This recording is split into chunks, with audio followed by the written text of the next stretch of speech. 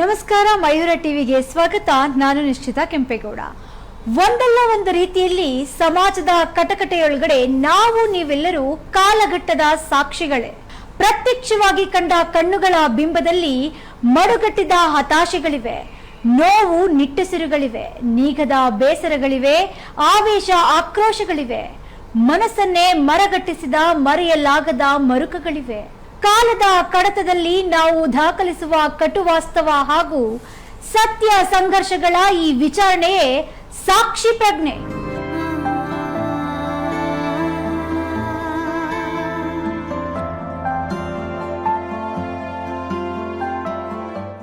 ನಮ್ಮ ಇಂದಿನ ಕಾರ್ಯಕ್ರಮದ ಸಾಕ್ಷಿ ಪ್ರಜ್ಞೆಯಾಗಿ ನಾಡಿನ ಹೆಸರಾಂತ ಕವಿಗಳು, ಬಹುಮುಖಿ ಚಿಂತಕರು, ಸಂಘಟಕರು, ಚಿತ್ರ ಸಾಕ್ಷ್ಯಚಿತ್ರಗಳ ನಿರ್ದೇಶಕರು, ರಾಜಕೀಯ ಸಾಮಾಜಿಕ ಕಾರ್ಯಕರ್ತರು ಹಾಗೂ ಮುಖ್ಯವಾಗಿ ಕೃಷಿಕರು ಆಗಿರುವ ನಾಗತಿಹಳ್ಳಿ ರಮೇಶ್ ಅವರು ನಮ್ಮ ಜೊತೆಗಿದ್ದಾರೆ.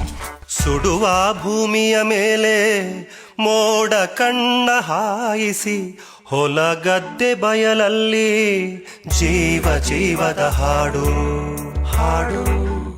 ನಾಗತಿಹಳ್ಳಿ ರಮೇಶ್ ನಾಡಿನ ತಾಯಿ ಹೃದಯದ ಕವಿ, ಶುದ್ಧ ಅಂತಃಕರಣದ ಜೀವನ್ಮುಖಿ ಬರಹಗಾರ. ಅಕ್ಷರಯಾನದ ಜೊತೆಗೆ ಪರಿಸರ ಪ್ರೀತಿ, ಸಾಮಾಜಿಕ ಜವಾಬ್ದಾರಿಯನ್ನು ಹೆಗಲೇರಿಸಿಕೊಂಡು ಅಬ್ಬರ ಆಡಂಬರಗಳಿಲ್ಲದೆ ನಿಸರ್ಗದ ನೀರವತೆಯೊಂದಿಗೆ ಸದ್ದಿಲ್ಲದೆ ಸಾಗುತ್ತಾ ಬಂದೋರು.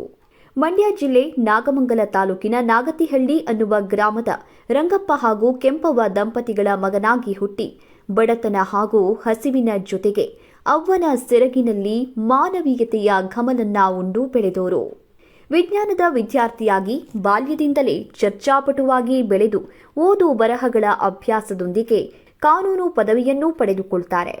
ಮುಂದೆ ಸಾಮಾಜಿಕ ಹಾಗೂ ರಾಜಕೀಯ ಕಾರ್ಯಕರ್ತರಾಗಿ ತೊಡಗಿಸಿಕೊಂಡು ಪ್ರಕಾಶಕರಾಗಿ, ಪತ್ರಕರ್ತರಾಗಿಯೂ ಅನೇಕ ಸಾಹಸಗಳನ್ನ ಮಾಡ್ತಾರೆ.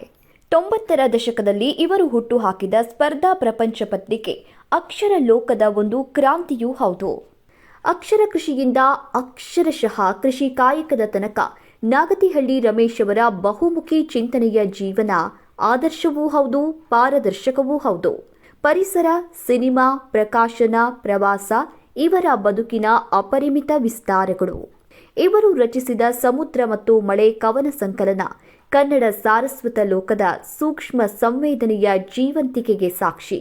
ಈ ಪುಸ್ತಕ ಹಿಂದಿ ಹಾಗೂ ಇಂಗ್ಲಿಷ್ ಸೇರಿದಂತೆ ಭಾರತದ ಹಾಗೂ ವಿದೇಶದ ಅನೇಕ ಭಾಷೆಗಳಿಗೆ ಅನುವಾದಗೊಂಡಿರೋದು. ವಿಶ್ವವಿದ್ಯಾಲಯಗಳ ಪದವಿ ತರಗತಿಗಳಿಗೂ ಈ ಕವನಗಳು ಪಠ್ಯವಾಗಿದೆ. ತಾವು ಬರೆದ ಕವಿತೆಗಳನ್ನು ಜೀವಪದಗಳ ಸರಣಿಯಾಗಿ ತಂದ ಇವರ ಸಾಹಸವಂತೂ ತೀರಾ ಅಪರೂಪದ್ದು. ಅವ್ವ, ತಿಳಿ, ಪದಚರಿತ, ಜೀವದ ಹಾಡು, ಬಯಲ ಕನ್ನಡಿ, ಮನದ ಮಿಂಚು, ಒಳಿತು, ಮಳೆಕಾವು ಕವಿತೆಗಳು ರಾಗದ ಜೀವದೊಂದಿಗೆ ಬೆಸೆದು ಹಾಡುಗಳಾಗಿ ಹೊಸರೂಪ ಪಡೆದದ್ದು ವಿಶೇಷ. ಹೂವನು ಮುಚ್ಚಿಡಬಹುದು, ಕಂಪನು ಬಚ್ಚಿಡಬಹುದೇ, ಮುತ್ತನು ಮುಚ್ಚಿಡಬಹುದು, ನಾಚಿಕೆ ಬಚ್ಚಿಡಬಹುದೇ. ಹೂವನು ಮುಚ್ಚಿಡಬಹುದು, ಕಂಪನು ಬಚ್ಚಿಡಬಹುದೇ, ದೀಪವ ಮುಚ್ಚಿಡಬಹುದು, ಸೂರ್ಯನ ಬಚ್ಚಿಡಬಹುದೇ. ಕಿರುಚಿತ್ರಗಳನ್ನು ನಿರ್ದೇಶನ ಮಾಡಿದ ನಾಗತಿಹಳ್ಳಿ ರಮೇಶ್ ಅವರು ಬೇರುಗಳತ್ತ ಅನ್ನುವ ಕಿರುಚಿತ್ರಕ್ಕೆ 16 ಅಂತಾರಾಷ್ಟ್ರೀಯ ಪ್ರಶಸ್ತಿಗಳನ್ನು ಪಡೆದುಕೊಳ್ತಾರೆ. ಇದಲ್ಲದೆ ರಮೇಶ್ ಅವರ ಬದುಕಿನ ಬರಹ, ಸಂಘಟನೆ, ಹೋರಾಟ, ಕಳಕಳಿಯ ಕಾರಣಕ್ಕೆ ಲೆಕ್ಕವಿಲ್ಲದಷ್ಟು ಅಂತಾರಾಜ್ಯ ಹಾಗೂ ಅಂತಾರಾಷ್ಟ್ರೀಯ ಪ್ರಶಸ್ತಿಗಳು ಇವರನ್ನ ಅರಸಿಕೊಂಡು ಬಂದಿವೆ. ಇಂಥ ನಾಗತಿಹಳ್ಳಿ ರಮೇಶ್ ಅವರು ನಿಜವಾಗಿಯೂ ಕಾಲಘಟ್ಟದ ಅಪ್ಪಟ ಸಾಕ್ಷಿ ಪ್ರಜ್ಞೆ. ತನ್ನ ಸಮಕಾಲೀನ ಬದುಕಿನ ಸಾಕ್ಷಿಯಾಗಿ, ಆತ್ಮಸಾಕ್ಷಿಯಾಗಿ ನಾಗತಿಹಳ್ಳಿ ರಮೇಶ್ ಅವರು ಮುಕ್ತವಾಗಿ ಮಾತನಾಡಲು ಬಂದಿದ್ದಾರೆ. ಸಾಹಿತ್ಯ, ಸಂಸ್ಕೃತಿ, ಸಾಮಾಜಿಕ, ರಾಜಕೀಯ ಹೀಗೆ ಹಲವಾರು ಕಡೆ ತಾವು ಕಂಡ ಒಡನಾಡಿದ ಸಂಗತಿಗಳ ಬಗ್ಗೆ ಮನಸ್ಸು ತೆರೆದಿಟ್ಟು ಸಾಕ್ಷಿಯಾಗಲು ಬಂದಿದ್ದಾರೆ ನಾಗತಿಹಳ್ಳಿ ರಮೇಶ್. ಅರೆ ಹೊಟ್ಟೆ ಬರಿಮೈಯ ಕಾದ ಕಣ್ಣುಗಳಲ್ಲಿ ಬೆಂದಿರುವ ಕನಸಿಗೆ ಜೀವದ ಹಾಡು, ಜೀವದ ಹಾಡು, ಜೀವದ ಹಾಡು. ಇವತ್ತಿನ ಐ ವಿಟ್ನೆಸ್ ಆಗಿ ನಾಗತಿಹಳ್ಳಿ ರಮೇಶ್ ಅವರನ್ನ ಈಗ ವಿಚಾರಣೆ ಕರೆಯೋಣ. ನಮಸ್ತೆ ಸರ್. ಮೊದಲಿಗೆ ಸಮಾಜದ ಒಬ್ಬ ಸಾಕ್ಷಿ ಪ್ರಜ್ಞೆಯಾಗಿ ನಿಮ್ಮನ್ನ ನೀವು ಹೇಗೆ ಗುರುತಿಸ್ಕೊಂಡ್ರಿ? ನಿಮ್ಮ ಆತ್ಮಸಾಕ್ಷಿಗೆ ನಾಗತಿಹಳ್ಳಿ ರಮೇಶ್ ಅಂದ್ರೆ ಯಾರು? ನನಗೆ ಆತ್ಮಸಾಕ್ಷಿ ಮತ್ತು ಸಾಕ್ಷಿ ಪ್ರಜ್ಞೆ ಅಂದ್ರೆ ನಮ್ಮವ್ವ ನನಗೆ ಕಲಿಸಿದ್ದೇನೆಂದರೆ ನಮ್ಮೂರು ನಾಗ್ತಳಿ ಸೇರಿದಂತೆ ಅವರಳ್ಳಿ, ಕೂಚಳ್ಳಿ, ಹಳಿಸಂದ್ರ, ಜೋಗಿಪುರ, ಬಂಗ್ಲೆ, ಬೊಮ್ಮಿನಹಳ್ಳಿ, ಎರಗನಹಳ್ಳಿ ಈ ಥರದಲ್ಲಿ ಸುತ್ತೇಳು ಊರು ಕೇರಿ ತಾಯಂದ್ರ ಎದೆಹಾಲನ್ನು ಕೊಡಿಸಿದ್ಲು. ಅಲ್ಲಿ ಸಿಕ್ಕಂಥ ನಿಟ್ಟಿನಲ್ಲಿ ಹೋದಾಗ ನಮ್ಮ ಬಾಲ್ಯ, ಅಲ್ಲಿ ತಬ್ಲಿತನ, ಒಂಟಿತನ, ಹತಾಶೆ ಇದು ಅದಾದ ತಕ್ಷಣ ನನ್ನ ಕಾಲೇಜ್ ಜನಗಳು, ಅಲ್ಲಿ ಚರ್ಚಾ ಸ್ಪರ್ಧೆಗಳನ್ನು ಪಾಲ್ಗೊಂಡು ಅಲ್ಲಿ ಒಬ್ಬ ಬಿಕ್ಲುಕ್ಕ ಆಗಿದ್ದೆ ನಾನು 3ನೇ ಕ್ಲಾಸ್ ಓದೋವರೆಗೂ. ಅಲ್ಲಿ ನಡೀತಾ ಇದ್ದಾಗ ಒಂದು ಸಲಕ್ಕೆ ಅಚಾನಕ್ ಹೋದಾಗ ಯಾರೋ ಉತ್ತಿಮಗೌಡ ಅಂತ ಈಗ ನಾರೈತ ಅಂತ ಆಟ ಆಡ್ತಾರೆ. ನನಗೆ ಎತ್ತಿಗೆ ಹೊಡೆದೇ ಇಟ್ಕೊಂಡೇ ಆ ನಾಳೆಗೆ ಪೂರ್ತಿ ಕಥೆ ನಾನು ಚೂರು ಉಳ್ಕೊಂಡಿತ್ತು. ಎಲ್ಲಿದ್ಲೋ ನಾನು ಪದದ ಕೆಂಪಕ್ಕ, ಗಾಳಿ ಕೆಂಪಗ, ಕರಿಬಲ್ಲಿ ದನ ಡಾಕ್ಟ್ರಿಗೆ ಹೋಗಿ ಬಳಸಿದ್ಲು. ಇದೇ ಬಿಕ್ಲ ಮುಂದೆ 150 ಚರ್ಚಾ ಸ್ಪರ್ಧೆಯಲ್ಲಿ ಪಾಲ್ಗೊಂಡು 150ರಲ್ಲೂ ಬರುತ್ತೆ. ಆ ಕಾಲಕ್ಕೆ 1987ರಲ್ಲಿ ಕಪಿಲ್ ದೇವ್ ಆದಮೇಲೆ ಬೆಂಗಳೂರು ದೂರದರ್ಶನ, ಡೆಲ್ಲಿ ದೂರದರ್ಶನ ಬಗ್ಗೆ ಒಂದು ಡಾಕ್ಯುಮೆಂಟ್ರಿ ಮಾಡ್ತದೆ. ಆಗ ಸಿಕ್ಕಂಥ ನಿಟ್ಟಿನಲ್ಲಿ ಆ ಚರ್ಚಾ ಸ್ಪರ್ಧೆಗಳ ನಿಟ್ಟಿನಲ್ಲಿ ನನಗೆ ಈ ರಾಜಕಾರಣಿಗಳ ಒಡನಾಟ ಸಿಕ್ತು, ರಾಜಕಾರಣಿಗಳ ಸಾಹಿತಿಗಳ ಒಡನಾಟ ಸಿಕ್ತು. ಆ ಇದರಲ್ಲಿ ಪತ್ರಿಕೋದ್ಯಮಕ್ಕೆ ಹೋದೆ. ಪತ್ರಿಕೋದ್ಯಮದ ಮೂಲಕ ಇಲ್ಲಿ ಕಂಡುಕೊಂಡಾಗ ಈ ಸಾಕ್ಷಿ ಪ್ರಜ್ಞೆ ಏನಂತಂದರೆ ನಾವು ಒಳಿತನ ಕನವರಿಸ್ತಾ ಇರ್ತೀವಿ, ಹಂಬಲಿಸ್ತಾ ಇರ್ತೀವಿ. ಅದು ಇವತ್ತು ರಾಜಕಾರಣನೇ ಆಗ್ಬೋದು, ಸಾಹಿತ್ಯನೇ ಆಗ್ಬೋದು. ಅಲ್ಲಿ ನನ್ನನ್ನು ಇಟ್ಕೊಂಡು ನಾನು ಹುಡುಕ್ತಾ ಇರ್ತೀನಿ. ನನ್ನ ಒಳಗಡಿಕೆ ಇವತ್ತು ಏನು ನಡೀತದೆ, ಇವತ್ತೆಲ್ಲೋ ಬೆರವಣಿಗೆ ಮುಂದೆಷ್ಟು ಮಾತ್ರ 100ರಲ್ಲಿ ಒಂದು 5% ನನಗೆ ಸಾಕ್ಷಿ ಪ್ರಜ್ಞೆ ಉಳ್ಕೊಂಡಿದ್ದಾರೆ. ಅದು ಸಾಹಿತ್ಯ ಇರ್ಬೋದು, ರಾಜಕಾರಣ ಇರ್ಬೋದು. ಸಾಕ್ಷಿ ಪ್ರಜ್ಞೆಗಳನ್ನೇ ಕಳೆದೋಗ್ತವೆ. ಮುಂದಕ್ಕೆ ವಿಸ್ತಾರಗೊಳ್ಬೇಕು ಅಂದರೆ ಇವತ್ತು ಹೆಚ್ಚಿಗೆ ನನ್ನ ನಂಬಿಕೆ ಬೇರುಗಳೆಲ್ಲ ಯಾರು ನನ್ನ ದೈವ ಸ್ವರೂಪೇ ಕಾಣ್ತೀವಿ ಅವರೆಲ್ಲ ಅವರವರ ಕೊಳ್ಳು ಬಾಕ, ನುಂಗು ಬಾಕ, ಆಮೇಲೆ ವ್ಯವಸ್ಥೆನಲ್ಲಿ, ರಾಜ್ಯನಲ್ಲಿ ಕಳೆದೋಗ್ತವೆ. ಆ ದುಃಖ ವ್ಯತ್ಯಯ ನನಗಿದೆ.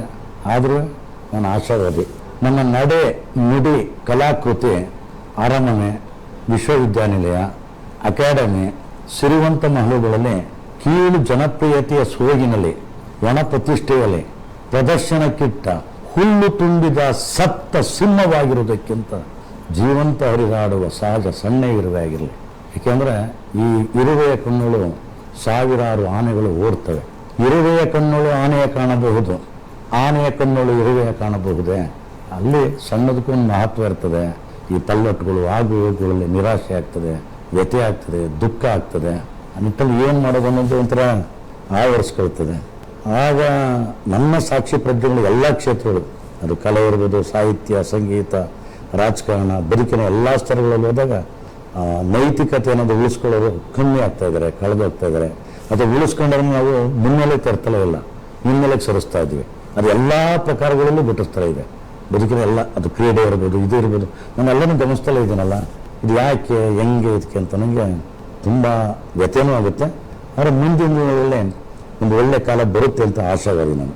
ಸರ್, ಇವಾಗ ಇಡೀ ನಿಮ್ಮ ಬದುಕಲ್ಲಿ ನಿಮ್ಮ ತಾಯಿ ಯಾವ ರೀತಿ ಸಾಕ್ಷಿ ಪ್ರಜ್ಞೆಯಾಗಿ ಕಂಡಿದ್ದಾರೆ ನಿಮಗೆ?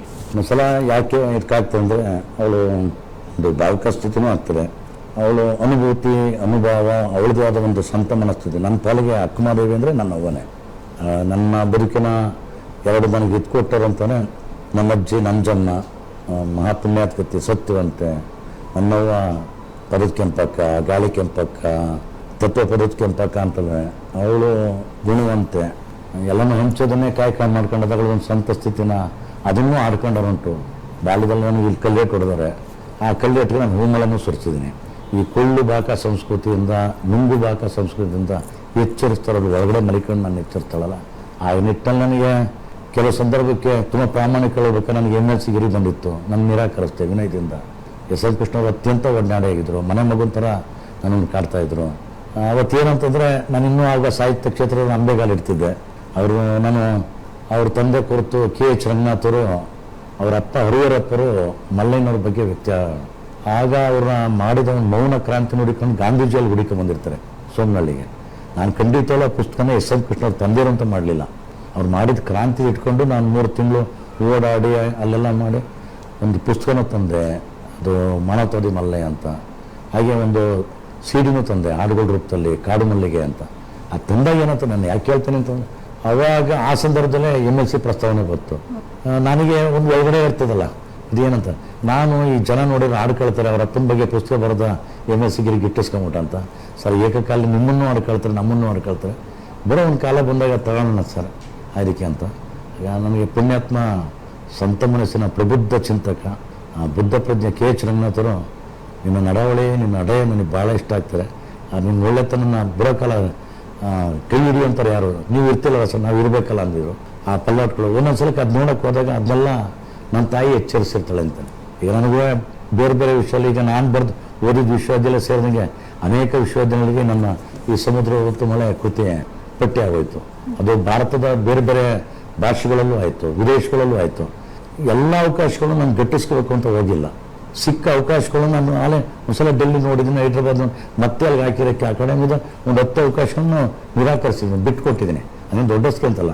ಆದರೆ ನನ್ನ ಸಾಕ್ಷಿ ಪ್ರಜ್ಞೆಗಳು ಅನ್ಸ್ಕೊಂಡಾಗ ಕೆಲವರು ಇರ್ತಾರಲ್ಲ, ಅವ್ರುಗಳು ಇದೇನಪ್ಪ ಇದು ಇಷ್ಟು ಪಲ್ಲಟ್ಗಳು ಎಲ್ಲವನ್ನೂ ಕೊಳ್ಳು ಬಾಕ ನುಂಗು ಬಾಕ ಸುಮ್ಕೆ ಅಂತ ಹೇಳ್ತಾನೆ.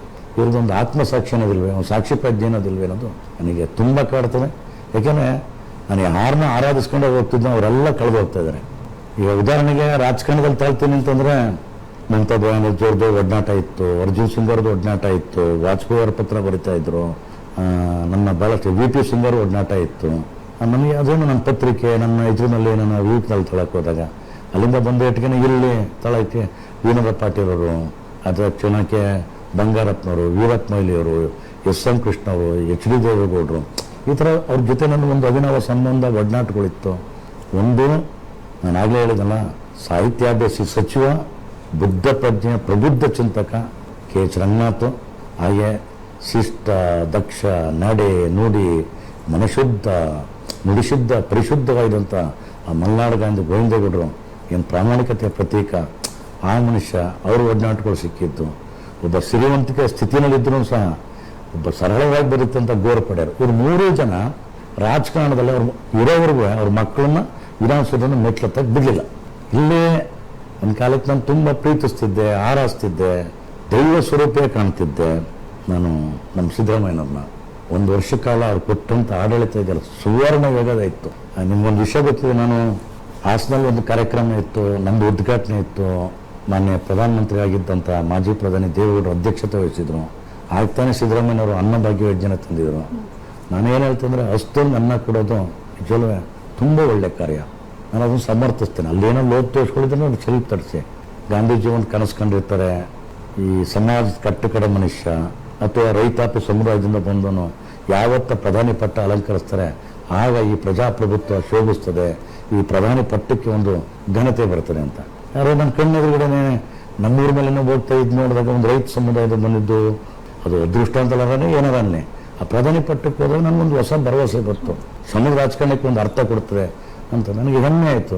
ಅಲ್ಲಿ ಜನ ಎಲ್ಲ ತುಂಬ ಚಪ್ಪಾಳೆ ಹೊಡೆದ್ರು, ಕೇಕೆ ಹೊಡೆದ್ರು, ಖುಷಿಯಾದರು. ಅಲ್ಲೇ ಕೂತ್ಕೊಂಡಿದ್ದೆ. ನಾನು ಅದೇ ವೇದಿಕೆನಲ್ಲೇ ಹೇಳಿದೆ, ಅವರು ದೇವಜ್ಜಿ ಗೌಡ್ರನ್ನ ತುಂಬ ಪ್ರೀತಿಸ್ತಾರೆ, ಗುರುಗಳೇ ಅಂತಲ್ವೇ ನಮ್ಮ ಬರವಣಿಗೆನ ಭಾಳ ಪ್ರೀತಿಸ್ತಾರೆ, ಗೌರವಿಸ್ತಾರೆ. ಆಗ್ಲೇ ಅದೇ ವೇದಿಕೆನ ಹೇಳಿದ್ದೇನೆ. ನಾನು ಇಷ್ಟೆಲ್ಲ ಇರುವಂಥ ದೇವೇಗೌಡರು ಸಮುದ್ರ ರಾಜಕಾರಣದ ಮೂಲಕ ನನಗೊಂದು ಅನಿಸಿತ್ತು, ಈ ದೇವೇಗೌಡರು ಶ್ರಮ, JH ಪಟೇಲ್ರ ಹೃದಯ ವೈಶಾಲ್ಯತೆ, ರಾಮಕೃಷ್ಣ ಅವರ ಬುದ್ಧಿವಂತಿಕೆ 3 ಸೇರ್ಕೊಂಡಿದೆ ಇಡೀ ಭಾರತ ರಾಜಕಾರಣಕ್ಕೆ ಒಂದು ಹೊಸ ಅರ್ಥ, ಹೊಸ ಆಯಾಮ ಸಿಕ್ಕಿರೋದು. ಆಗ ದೇವೇಗೌಡರು ನೀವು ಜನಮಾನಸದಲ್ಲಿ ಉಳಿಬೇಕಾದರೂ ಎಂಥದಕ್ಕೆ ಯಾವುದೋ ಒಂದು ಸಂದರ್ಭ ಒಂದು ಕುಟುಂಬ ರಾಜಕಾರಣದಲ್ಲಿ ಪುತ್ರ ವ್ಯಾಮೋಹದಲ್ಲೇ ಕಳೆದು ಹೋದಾಗ ನನಗೆ ವ್ಯಥೆ ಆಗ್ತದೆ, ಒದ್ದಂಗೆ ಆಗ್ತದೆ. ನೀವು ದಯಮಾಡಿ ಆ ಥರ ಹೋಗ್ಬೇಡಿ, ಜನಮಾನಸದಲ್ಲಿ ಉಳಿಬೇಕು. ಯಾಕೆಂದರೆ ಆ ಥರ ಇದನ್ನು ನಾವು ಕನಸ್ಕೊಂಡಿರ್ತೀವಿ ಅಂತ ತುಂಬಿರೋ ಅಷ್ಟೆಲ್ಲ ಇರುವಂಥ ಮನುಷ್ಯ ನಾನು ತುಂಬ ಪ್ರೀತಿಸ್ತೀನಿ, ತುಂಬ ಗೌರವಿಸ್ತೀನಿ. ಈ ಪುತ್ರ ವ್ಯಾಮೋಹದಲ್ಲಿ ಕುಟುಂಬ ರಾಜಕಾರಣದಲ್ಲಿ ಕಳೆದು ಹೋದಾಗ ನನಗೆ ವ್ಯಥೆ ಆಗ್ತದೆ, ದುಃಖ ಆಗ್ತದೆ. ಇದು ಯಾರು ಕೊಟ್ಟು ಹೇಳ್ಕೊಳ್ಳೋದು, ಇದೇನು ಹೇಳ್ಕೊಳ್ಳೋದು ಅಂತ ನನಗೆ, ಯಾಕೆ ನನಗೊಂದು ಸಾಕ್ಷಿ ಪ್ರಜ್ಞೆ ಅದಾಗಿರ್ತಾರೆ. ಇದೇ ನಿಟ್ಟಿನಲ್ಲಿ ಸಿದ್ದರಾಮಯ್ಯನವರು ಅಲ್ಲಿ ಕೂತ್ಕೊಂಡಾಗ ಹೇಳಿದ್ದೆ ನಾನು, ಸರ್ ನಿಮಗೆ ಹಸು ಗೊತ್ತು ದೇವೇಗೌಡರು ಸರ್, ನಿಮ್ಮ ಮಕ್ಕಳಿಗೆ ಹಸು ಗೊತ್ತಿಲ್ಲ, ಕುಮಾರಸ್ವಾಮಿ ಅವರು ಅಲ್ಲಿ ವಿರೋಧ ಮಾಡ್ತಾ ಇದ್ದಾರೆ, ಅಷ್ಟೊಂದು ಅನ್ನ ಕೊಡೋರಲ್ಲಿ ಯಾವ ತಪ್ಪಿದೆ, ನೀವಂತರ ಇದಕ್ಕಿದ್ದು ಮಾಡಿದಾಗ ತುಂಬಿ ಸಭೆನಲ್ಲೇ ನಾನು ರಮೇಶ್ ಅವ್ರ ಹೇಳಿದಾಗ ಅನ್ನ ಭಾಗ್ಯನ ಸಮರ್ಥಿಸ್ತೀನಿ ಅಂದರು. ಇಲ್ಲಿ ಅವ್ರ ಮಗ ವಿರೋಧಿಸಿದ್ರು. ಅಷ್ಟರ ಮಟ್ಟಿಗೆ ಸಿದ್ದರಾಮಯ್ಯನ ನಾನು ತುಂಬ ಆರಾಧಿಸ್ತಿದ್ದೆ, ಗೌರವಿಸ್ತಿದ್ದೆ. ದೈವ ಸ್ವರೂಪ ನೋಡಿ, ಅಬ್ಬಬ್ಬ ನಮ್ಮ ಶಾಂತವರಿ ಗೋಪಾಲಗೌಡರನ್ನು ಮೀರಿಸ್ತಾರೆ, ನಮ್ಮ ಲೋಹಿಯನ್ನು ಮೀರಿಸ್ತಾರೆ. ಈ ಮನುಷ್ಯ ತಳ ಸಮುದಾಯದಿಂದ ಒಂದು ಬಂದು ಏನೆಲ್ಲ ಗಿಟ್ಟಿಸ್ತಂದ್ರೆ ನನಗೆ ತುಂಬ ಸಾಕ್ಷಿ ಪ್ರಜ್ಞೆ. 1 ವರ್ಷ ಕೊಟ್ಟಿದ್ದು ಮನುಷ್ಯ ಎಲ್ಲಿಗೆ ಹೋಯ್ತು ಅಂತಂದರೆ ಎಂಥ ರಾಜಿ ಏನಿತ್ತು, ನನ್ನ ನಂಬಿಕೆ ಬೇರುಗಳು ಕಡ್ದು ಬೇರೆಯವರಲ್ಲ ಸಿದ್ದರಾಮಯ್ಯರ ಕಡ್ದಾಕಿದ್ರು. ಎಷ್ಟು ವ್ಯಥೆ ಆಗ್ತದೆ, ಯಾರು ಕೊಟ್ಟು ಹೇಳೋದು ಇನ್ನೂ ಅಂತ. ಕೆಟ್ಟು ಕೆರಾಡ್ದ ಒಬ್ಬ ಶಾಂಬಟ್ಟು ತಗೊಂಡೋಗಿ KPSC ಕೊಂಡಿಸ್ಬಿಡ್ತಾರೆ ಚೇರ್ಮನ್ ಆಗಿ. ಎಲ್ಲಿ ಅಂತ ನಾನು ಮನುಷ್ಯ 5 ಲಕ್ಷ ತೊಗೊಂಡೋಗಿ ಹಾಕಿ ನಾನು ಇವತ್ತು ನಾನು ವೈಯಕ್ತಿಕವಾಗಿ ಸುಪ್ರೀಂ ಕೋರ್ಟ್ ನಾನು ರೆಡಿ ಇದ್ದೇನೆ, ಕೇಸ್ ಹಾಕಿಸ್ಕೊಂಡು ರೆಡಿ ಇದ್ದೇನೆ. ನಾನು ಅಂಕಿ ಅಂಶ ದಾಖಲೆ ಸಾಕ್ಷಿ ಪುರಾವೆಗಳಿವೆ. ಈ ಥರ ರಾಜಕಾರಣ ಬೇಕಾಯ್ತೆ. ಮಾತಿದ್ರೆ ನಾನು ಸಮಾಜವಾದಿ ಸಮಾಜವಾದಿ ಯಾವ ಸಮಾಜವಾದಿ? ಸಮಾಜ ವ್ಯಾಧಿಯಾಗಿದ್ದಾರೆ ಅವರು, ಸಮಾಜವಾಸಿ ಆಗಬೇಕಾಯ್ತು. ಶಾಂತವರಿ ಗೋಪಾಲ್ ಗೌಡ್ರು ಇವ್ರಿಗೆ ಅರ್ಥನೇ ಆಗಿಲ್ಲ.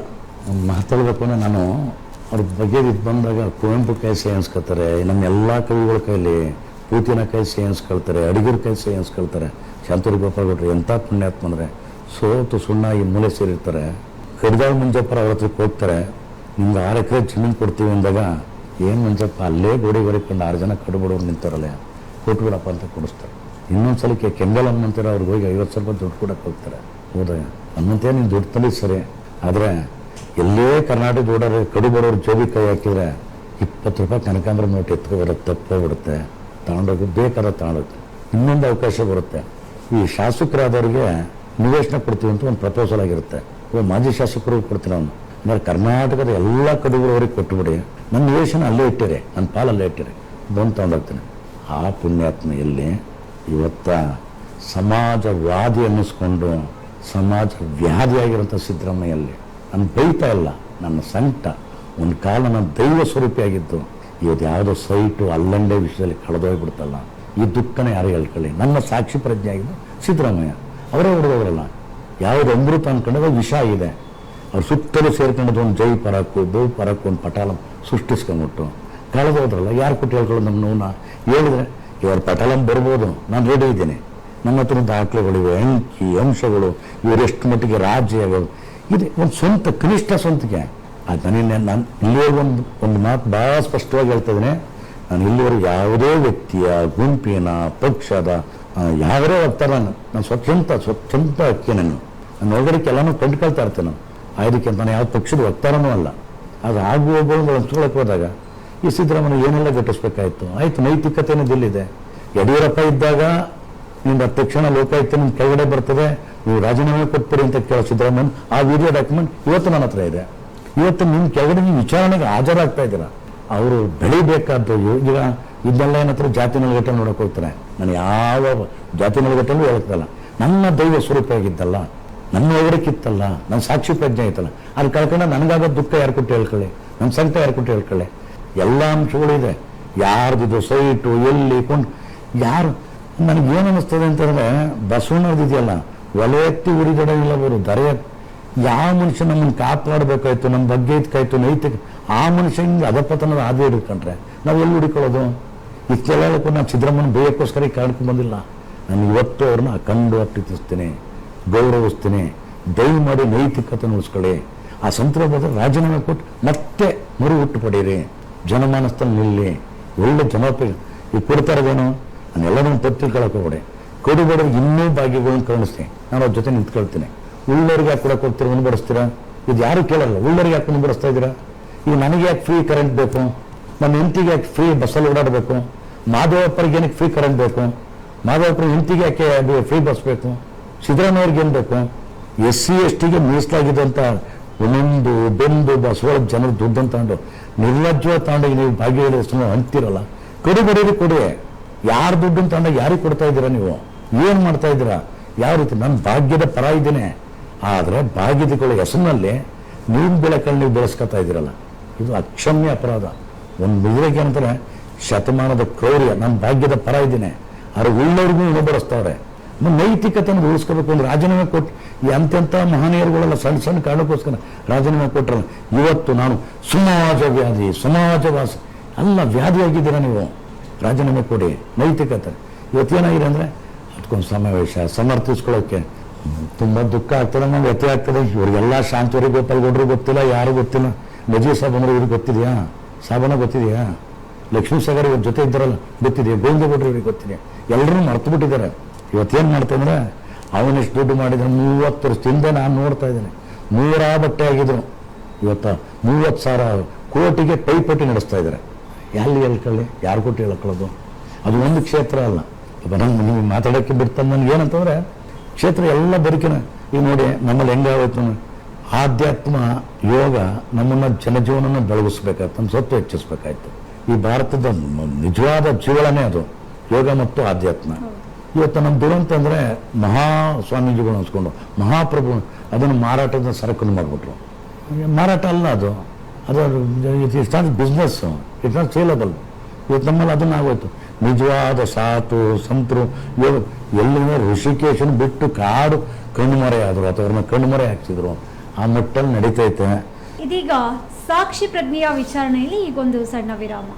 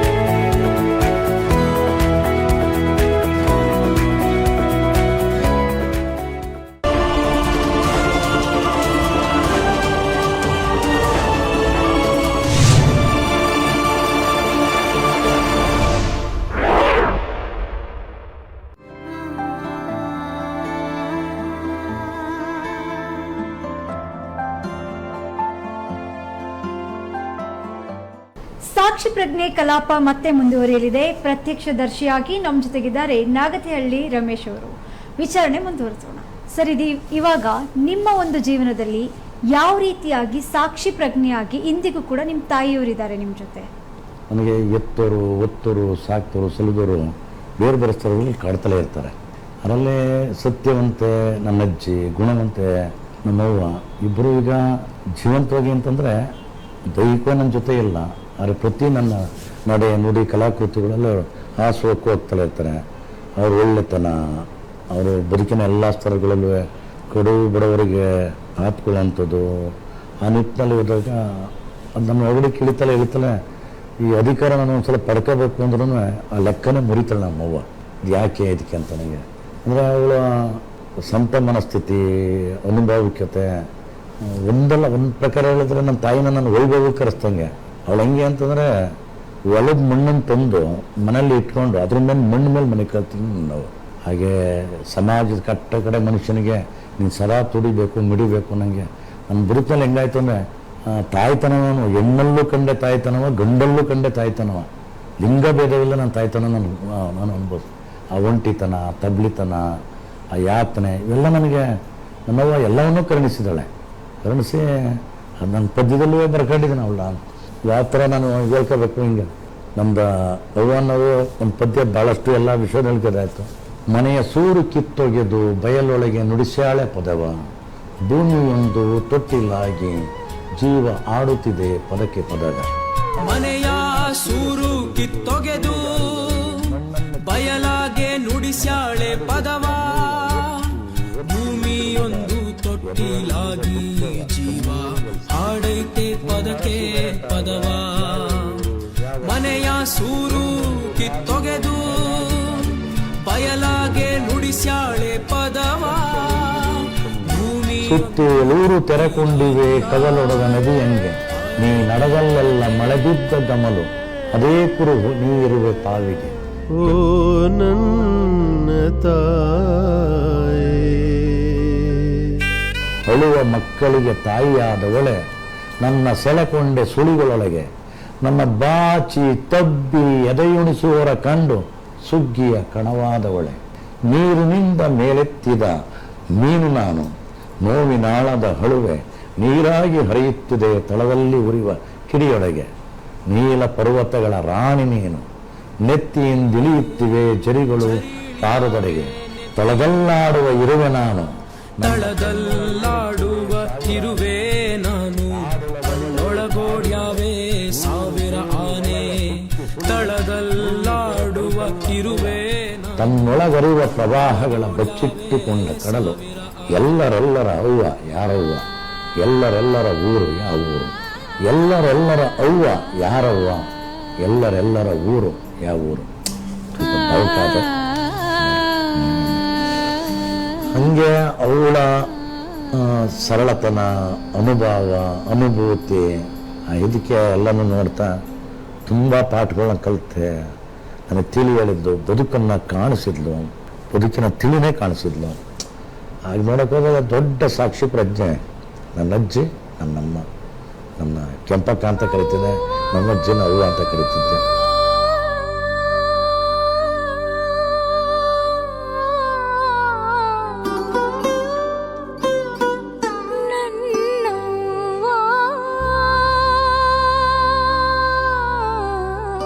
ನನಗೊಂದು ಸಾಕ್ಷಿ ಪ್ರಜ್ಞೆ ನನ್ನವ್ವನೇ. ಹಾಗೇನೆ ರಾಜಕಾರಣದಲ್ಲಿ ನನಗೆ ಸಾಕ್ಷಿ ಪ್ರಜ್ಞೆ ಆಗಿದ್ದರು ಶಾಂತೂರಿ ಗೋಪಾಲ್ ಗೌಡರು, ಅವರು ಕಣ್ಮರೆ ಆಗೋದ್ರು. KH ರಂಗನಾಥರು ಅವರು ಕಣ್ಮರೆ ಆದರು. ಗೋವಿಂದೇಗೌಡರು ಅವರು ಕಣ್ಮರೆ ಆರೋದು.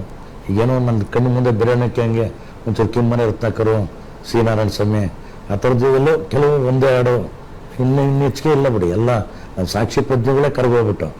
ಸರ್, ಇವಾಗ ನಿಮ್ಮ ತಾಯಿ ಬಗ್ಗೆ ಒಂದು ಇದಿದೆಯಲ್ಲ ಸರ್, ಉಪ್ಪು ಕಡಿಮೆ ಅಂತ, ಸಪ್ಪೆನ್ ಬರೋ ಒಂದು ಕಲ್ಲು ಉಪ್ಪಾಕು ಅಂತ. ಅದ್ರ ಬಗ್ಗೆ ಹೇಳಿ ಸರ್. ಅಂದರೆ ಬದುಕನ್ನು ಯಾವತ್ತೂ ಧನಾತ್ಮಕವಾಗಿ ಯೋಚನೆ ಮಾಡೋ ಮಗ, ಸಪ್ಪೆನ್ ಬರೋ ಒಂದು ಕಲ್ಲು ಉಪ್ಪಾಕು ಅನ್ನೋದು. ಅದರಲ್ಲಿ ನನಗೊಂದು ಅದರಲ್ಲಿ ಒಂದು ತತ್ವ ಇದೆ, ಒಂದು ಆದರ್ಶ ಇದೆ. ಬದುಕನ್ನೆಲ್ಲ ಧನಾತ್ಮಕ ಸ್ವೀಕರಿಸು, ಯಾವುದು ನೆಗೆಟಿವ್ ತಗೊಳ್ಬೇಡ ಅನ್ನೋದ್ರ ಬಗ್ಗೆ ಅವಳು ತಣ್ಣಗೆ ಆ ಥರ ತುಂಬ ಕಟ್ಕೊಟ್ಟಿದ್ದಾಳಮ್ಮ. ತುಂಬ ಅಪಾರಗಳನ್ನ ನೋಡೋಕೆ ವಿದರವಾಗ ನೋವ ಮರೆಯಲೆತ್ತಿಸು, ಮಳೆ ಬಂದೇ ಬರುತ್ತದೆ, ನೆಲದ್ಯಾವ ಜಾಗವು ಪೂರ ಬಂಜಾಗಿ ಉಳಿದಿಲ್ಲ ಕಾಣೋ ಕಂದ ಕಾಣೋ ಅಂತ. ಒಂದಂಥ ಇದಕ್ಕೆ ಅಂತ ನನಗೆ ರೂಪ, ಆಸ್ತಿ, ಅಂತಸ್ತು ಎರಹುಳುವಿನ ಕಾಯಕದಂತೆ ನೆಲದೊಳಗಿರಬೇಕು, ಎರಹುಳು ಮೇಲ್ ಬಂದಂತೆಲ್ಲ ಹತ್ತಿರ ಸರಿದು ಬರುವುದು ಸಾವು ಅಂತ. ಈ ಭಾಳಷ್ಟು ತತ್ವಗಳನ್ನು, ಪದಗಳನ್ನು ಅವಳು ನನಗೇ ಹೇಳ್ತಿದ್ಲು. ತಣ್ಣೀರಲ್ಲೇ ಬೆಂದಂಗೆ ನೀನು ಬಾಳ್ ಕಣ್ಮಗ ಅಂತ. ಅದೇ ಗೀಬ್ರಾನ್ ಹೇಳ್ತಾರಲ್ಲ, ಅದೊಂದು ಮಾತು ನನಗೆ. ತಾಯಿಯ ಎದೆಯಲ್ಲಿ ಮೌನವಾಗಿ ಮಲಗಿದ ಹಾಡು ಮಗುವಿನ ತುಟಿಯಲ್ಲಿ ನುಡಿಯುತ್ತದೆ. ಅದು ಪುಣ್ಯಾತ್ಗಳು. ಅದು ಮಗು ಗೀಚಿದ ಮೊದಲ ಹೆಸರು ತಾಯಿ ಹೆಸರು ಅಂತಾರೆ. ಹಂಗೆ ಇವತ್ತು ನನಗೆ ಏನೇ ಇದ್ದರೂ ಅವಳು ಕೊಟ್ಟು ಬಳುವಳಿ, ಅವಳ ನಡೆ, ನುಡಿ, ನಡಾವಳಿ, ಅವಳ ತನ, ಅದು ನಮಗೆ ಎತ್ಕೊ ಹೋಗ್ತದೆ. ಅದಕ್ಕೆ ನನ್ನಲ್ಲಿ ಭಾಳಷ್ಟು ಜನ ನನ್ನ ಉನ್ನತ ಎಲ್ಲಿವರೆಗೂ ಅಂತ ನಾನು ನೆನೆಸ್ಕೊಳ್ಬೇಕು. ನನ್ನ CD ಒಂದು ರಿಲೀಸ್ ಮಾಡ್ತೀವಿ ಅಂತ ಒಂದೇಟಿಗೆ ನಾನು ಬೆಂಗಳೂರಿಗೆ ಬರೋಲ್ಲ, ನನಗೇನಾದ್ರು ಕೆಲಸ. ಅಡ್ವೊಕೇಟ್ ಆಗಿ ನನಗೆ ಇದಕ್ಕಿದ್ದಾದಾಗ ನಮ್ಮ ನಾಥ್ ಜಸ್ಟಿಸ್ ನಾಗಮಂದ್ರ ಸರು ಆಗ ಹೈಕೋರ್ಟ್ ಜಸ್ಟಿಸ್ ಆಗಿದ್ದರು. ನೋಡ್ರಿ ನಾವೇ ಅವನ ಹತ್ರಕ್ಕೆ ಹೋಗೋಣ ಅಂತ ನನ್ನ ಹೊಲಕ್ಕೆ ಬಂದು ಪುಣ್ಯಾತ್ಮ ಅವನ ಜೊತೆ ಅವ್ವ CD ಬಿಡುಗಡೆ ಮಾಡ್ತಾರೆ. ಆ ವೇದಿಕೆನಲ್ಲಿ ಕುಂತಿದ್ದಾಗ ನಾಗಮಂದ್ರ ಸರ್ ಒಂದು ಮಾತು ಹೇಳಿದ್ರು. ನಾನು ಅಡ್ವೊಕೇಟಾಗಿ ಅವ್ರ ಮನೆಗೆ ಹೋಗಿದ್ದೇನೆ, ಇಲ್ಲಿ ಬಂದಿರೋ ರಮೇಶ್ಗೆ ಅಣ್ಣನಾಗಿ ಬಂದಿದ್ದೇನೆ, ಹಾಗೆ ಅವನಿಗೆ ಮಗನಾಗಿ ಬಂದಿದ್ದೇನೆ ಅಂತ ಇದ್ಕೊಂಡಾಗ ಅವಳು ಆ ಥರದಲ್ಲಿ ಅವಳು ಸಿರಿವಂತಿಗೆ ಸೊಪ್ಪು ಆಗ್ತಿರಲ್ಲ ತುಂಬ. ಯಾಕೆಂದರೆ ಆ ಸಿರಿವಂತಿಗೆ ಕಂಡುಬಿಟ್ಟಿದ್ದವಳು, ಮಟ್ಟೂರು ರಾಣಿ ಥರ ಮದುವೆದವಳು ನಮ್ಮವ್ವ. ಸರ್, ಇವಾಗ ನಿಮಗೆ ಅತಿ ಬೇಗ ರಾಜಕೀಯದ ನಂಟು ಸಿಗುತ್ತೆ. ಆ ಒಂದು ರಾಜಕೀಯ ನಂಟು ಬಗ್ಗೆ ವಿವರಿಸಿ ಸರ್. ಯಾವ ರೀತಿ, ಹೇಗೆ ರಾಜಕೀಯ ನಂಟು? ನಾನು ನಮ್ಮೂರಲ್ಲಿ ಓದ್ತಾ ಇದ್ದಾಗ ಇದು ಉತ್ಪ್ರೇಕ್ಷೆ ಅನ್ಸ್ಬೋದು, GF ಅಂತ ನಮ್ಮೂರಲ್ಲಿದ್ದರು. ಅವಾಗ ಎರಡೇ ಪಕ್ಷ ಇದ್ದು, ಕಾಂಗ್ರೆಸ್ಸು, ಜನತಾ ಪಕ್ಷ. GFನ ಯಾರು ಪಕ್ಷಕ್ಕೆ ಹೋಗ್ತಾರೆ ನನಗೆ, ಅವಾಗ ನಾನು 6ನೇ ಕ್ಲಾಸ್ ಓದಬೇಕಾದ್ರೆ ಕದ್ಬಳ್ಳಿ ಸಂತೆಗೆ ನಿಮಗೆ ಕಳ್ಳಪುರಿ ಬತ್ತಾಸು ಕೊಡಿಸ್ತೀವಿ ಬಾ ನಮ್ಮ ಜೊತೆಗೆ ಅಂತ ಇವ್ರು ಜೈಕಾರ ಹಾಕೋಣ. ಈ ಪಕ್ಷ ಅಂದರೆ ಏನು ಅಂತ ಎಳೆ ವಯಸ್ಸಲ್ಲಿ ಒಂಥರ ಇದಕ್ಕಿತ್ತು. ಆದರೆ ನಾನು ನನ್ನ ಪ್ರೌಢಶಾಲಾ ವಿದ್ಯಾರ್ಥಿಗಳದ ನನ್ನ ಬದುಕಿಗೆ ತಿರುವು ಕೊಟ್ಟರು, ನೆಲೆ ಕೊಟ್ಟರು ಅಪ್ಪಟ ಗಾಂಧಿ ವಾಸಿಯವರು. ಗಾಂಧಿವಾದಿ ಅಂತಕ್ಕಿಂತಲೂ ನಾನು ಗಾಂಧಿ ವಾಸಿ. ಆ ಥರ ತುಂಬ ಸರಳ ಸಜ್ಜನಿಕೆ ಲಾ ನರಸಿಂಹರವರು ಅವರಲ್ಲಿ ಮುಖ್ಯೋಪಾಧ್ಯಾಯರಾಗಿದ್ದರು. ರಾಜ್ಯಕ್ಕೆ ಇಲ್ಲಿ ಸರ್ವೋದಯ ಅವರು ಅಧ್ಯಕ್ಷರಾಗಿದ್ದರು. ಅವರು ನಡೆನೂ ಅಷ್ಟೇ, ನಡೆ ನುಡಿ ಎಲ್ಲ ಪರಿಪಕ್ವ. ಅವರು ನನ್ನನ್ನು ಚರ್ಚಾಪಟುವಾಗಿ ರೂಪಾಂತರಿಸಿದರು. ಅಲ್ಲಿದ್ದಂಥ ಅರವಳ್ಳಿ ಪ್ರೌಢಶಾಲೆ ನಾನು ಓದ್ತಾ ಇದ್ದಾಗ ಅಲ್ಲಿ ಸಿಕ್ಕಂಥ ಮೇಷ್ಟ್ರುಗಳು ಇವರು ಎಲ್ಲ ಇದ್ದಾಗ ನಾನು ಪಾಲ್ಗೊಳ್ಳಕ್ಕೆ ಹೋದಾಗ ಆಗ ಸ್ವಲ್ಪ ನನಗೆ ಈ ಸಾಹಿತಿಗಳು ಇಲ್ಲೇನು ಈ ಚರ್ಚಾ ಸ್ಪರ್ಧೆ ಬಹುಮಾನ ಕೂಡ ಕೆಲ ಸಾಹಿತಿಗಳು ಬರ್ತಾರೆ, ಇಲ್ಲ ರಾಜಕಾರಣಿಗಳು ಬರ್ತಾರೆ, ಇಲ್ಲ ಅಧಿಕಾರಿಗಳು ಬರ್ತಾರೆ.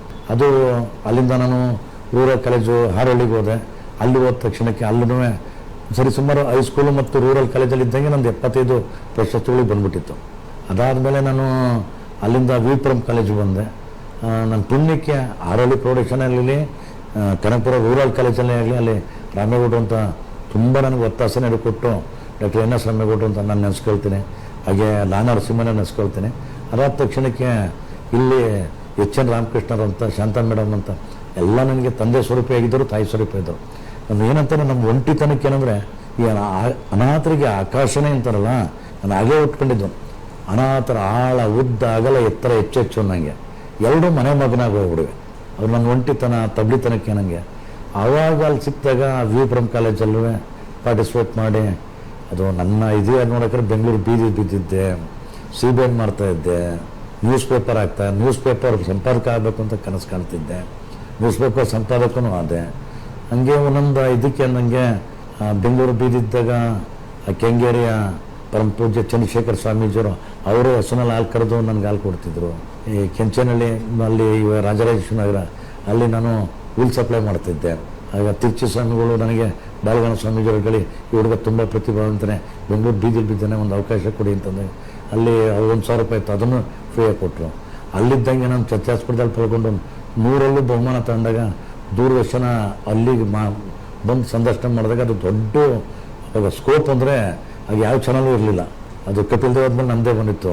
ಇದು ಅಸಾಮಾನ್ಯ ಪ್ರತಿಭೆ ಸಾಮಾನ್ಯರಲ್ಲ ಅಂತ ಒಂದು ಟೈಟ್ಲಲ್ಲಿ ನನ್ನ ಬಗ್ಗೆ ಒಂದು ಡಾಕ್ಯುಮೆಂಟ್ರಿ ಬಂತು. ಆವಾಗ ತುಂಬ ಒಡನಾಟಗಳದು ಕನೆಕ್ಷನ್ಸ್ಗಳದಾದಾಗ ಅದಾದಮೇಲೆ ನಾನು ಭಾರತ ಸೋವಿಯತ್ ಸಂಸ್ಕೃತ ಸಂಘಟನೆ ಮತ್ತು ಕರ್ನಾಟಕ ಸೋವಿಯತ್ ಸಂಘಟನೆಯಲ್ಲಿ ಸಂಚಾಲಕ ಕೆಲಸ ಮಾಡ್ತಿದ್ದೆ. ಈಗ ನಾನು ಪತ್ರಿಕೋದ್ಯಮ ಬರೋಕ್ಕೆ ಮೂಲ ಏನು ಅಂತಂದರೆ ಕನ್ನಡ ಪತ್ರಿಕೋದ್ಯಮದ ಪಿತಾಮಹ BN ಗುಪ್ತವರು.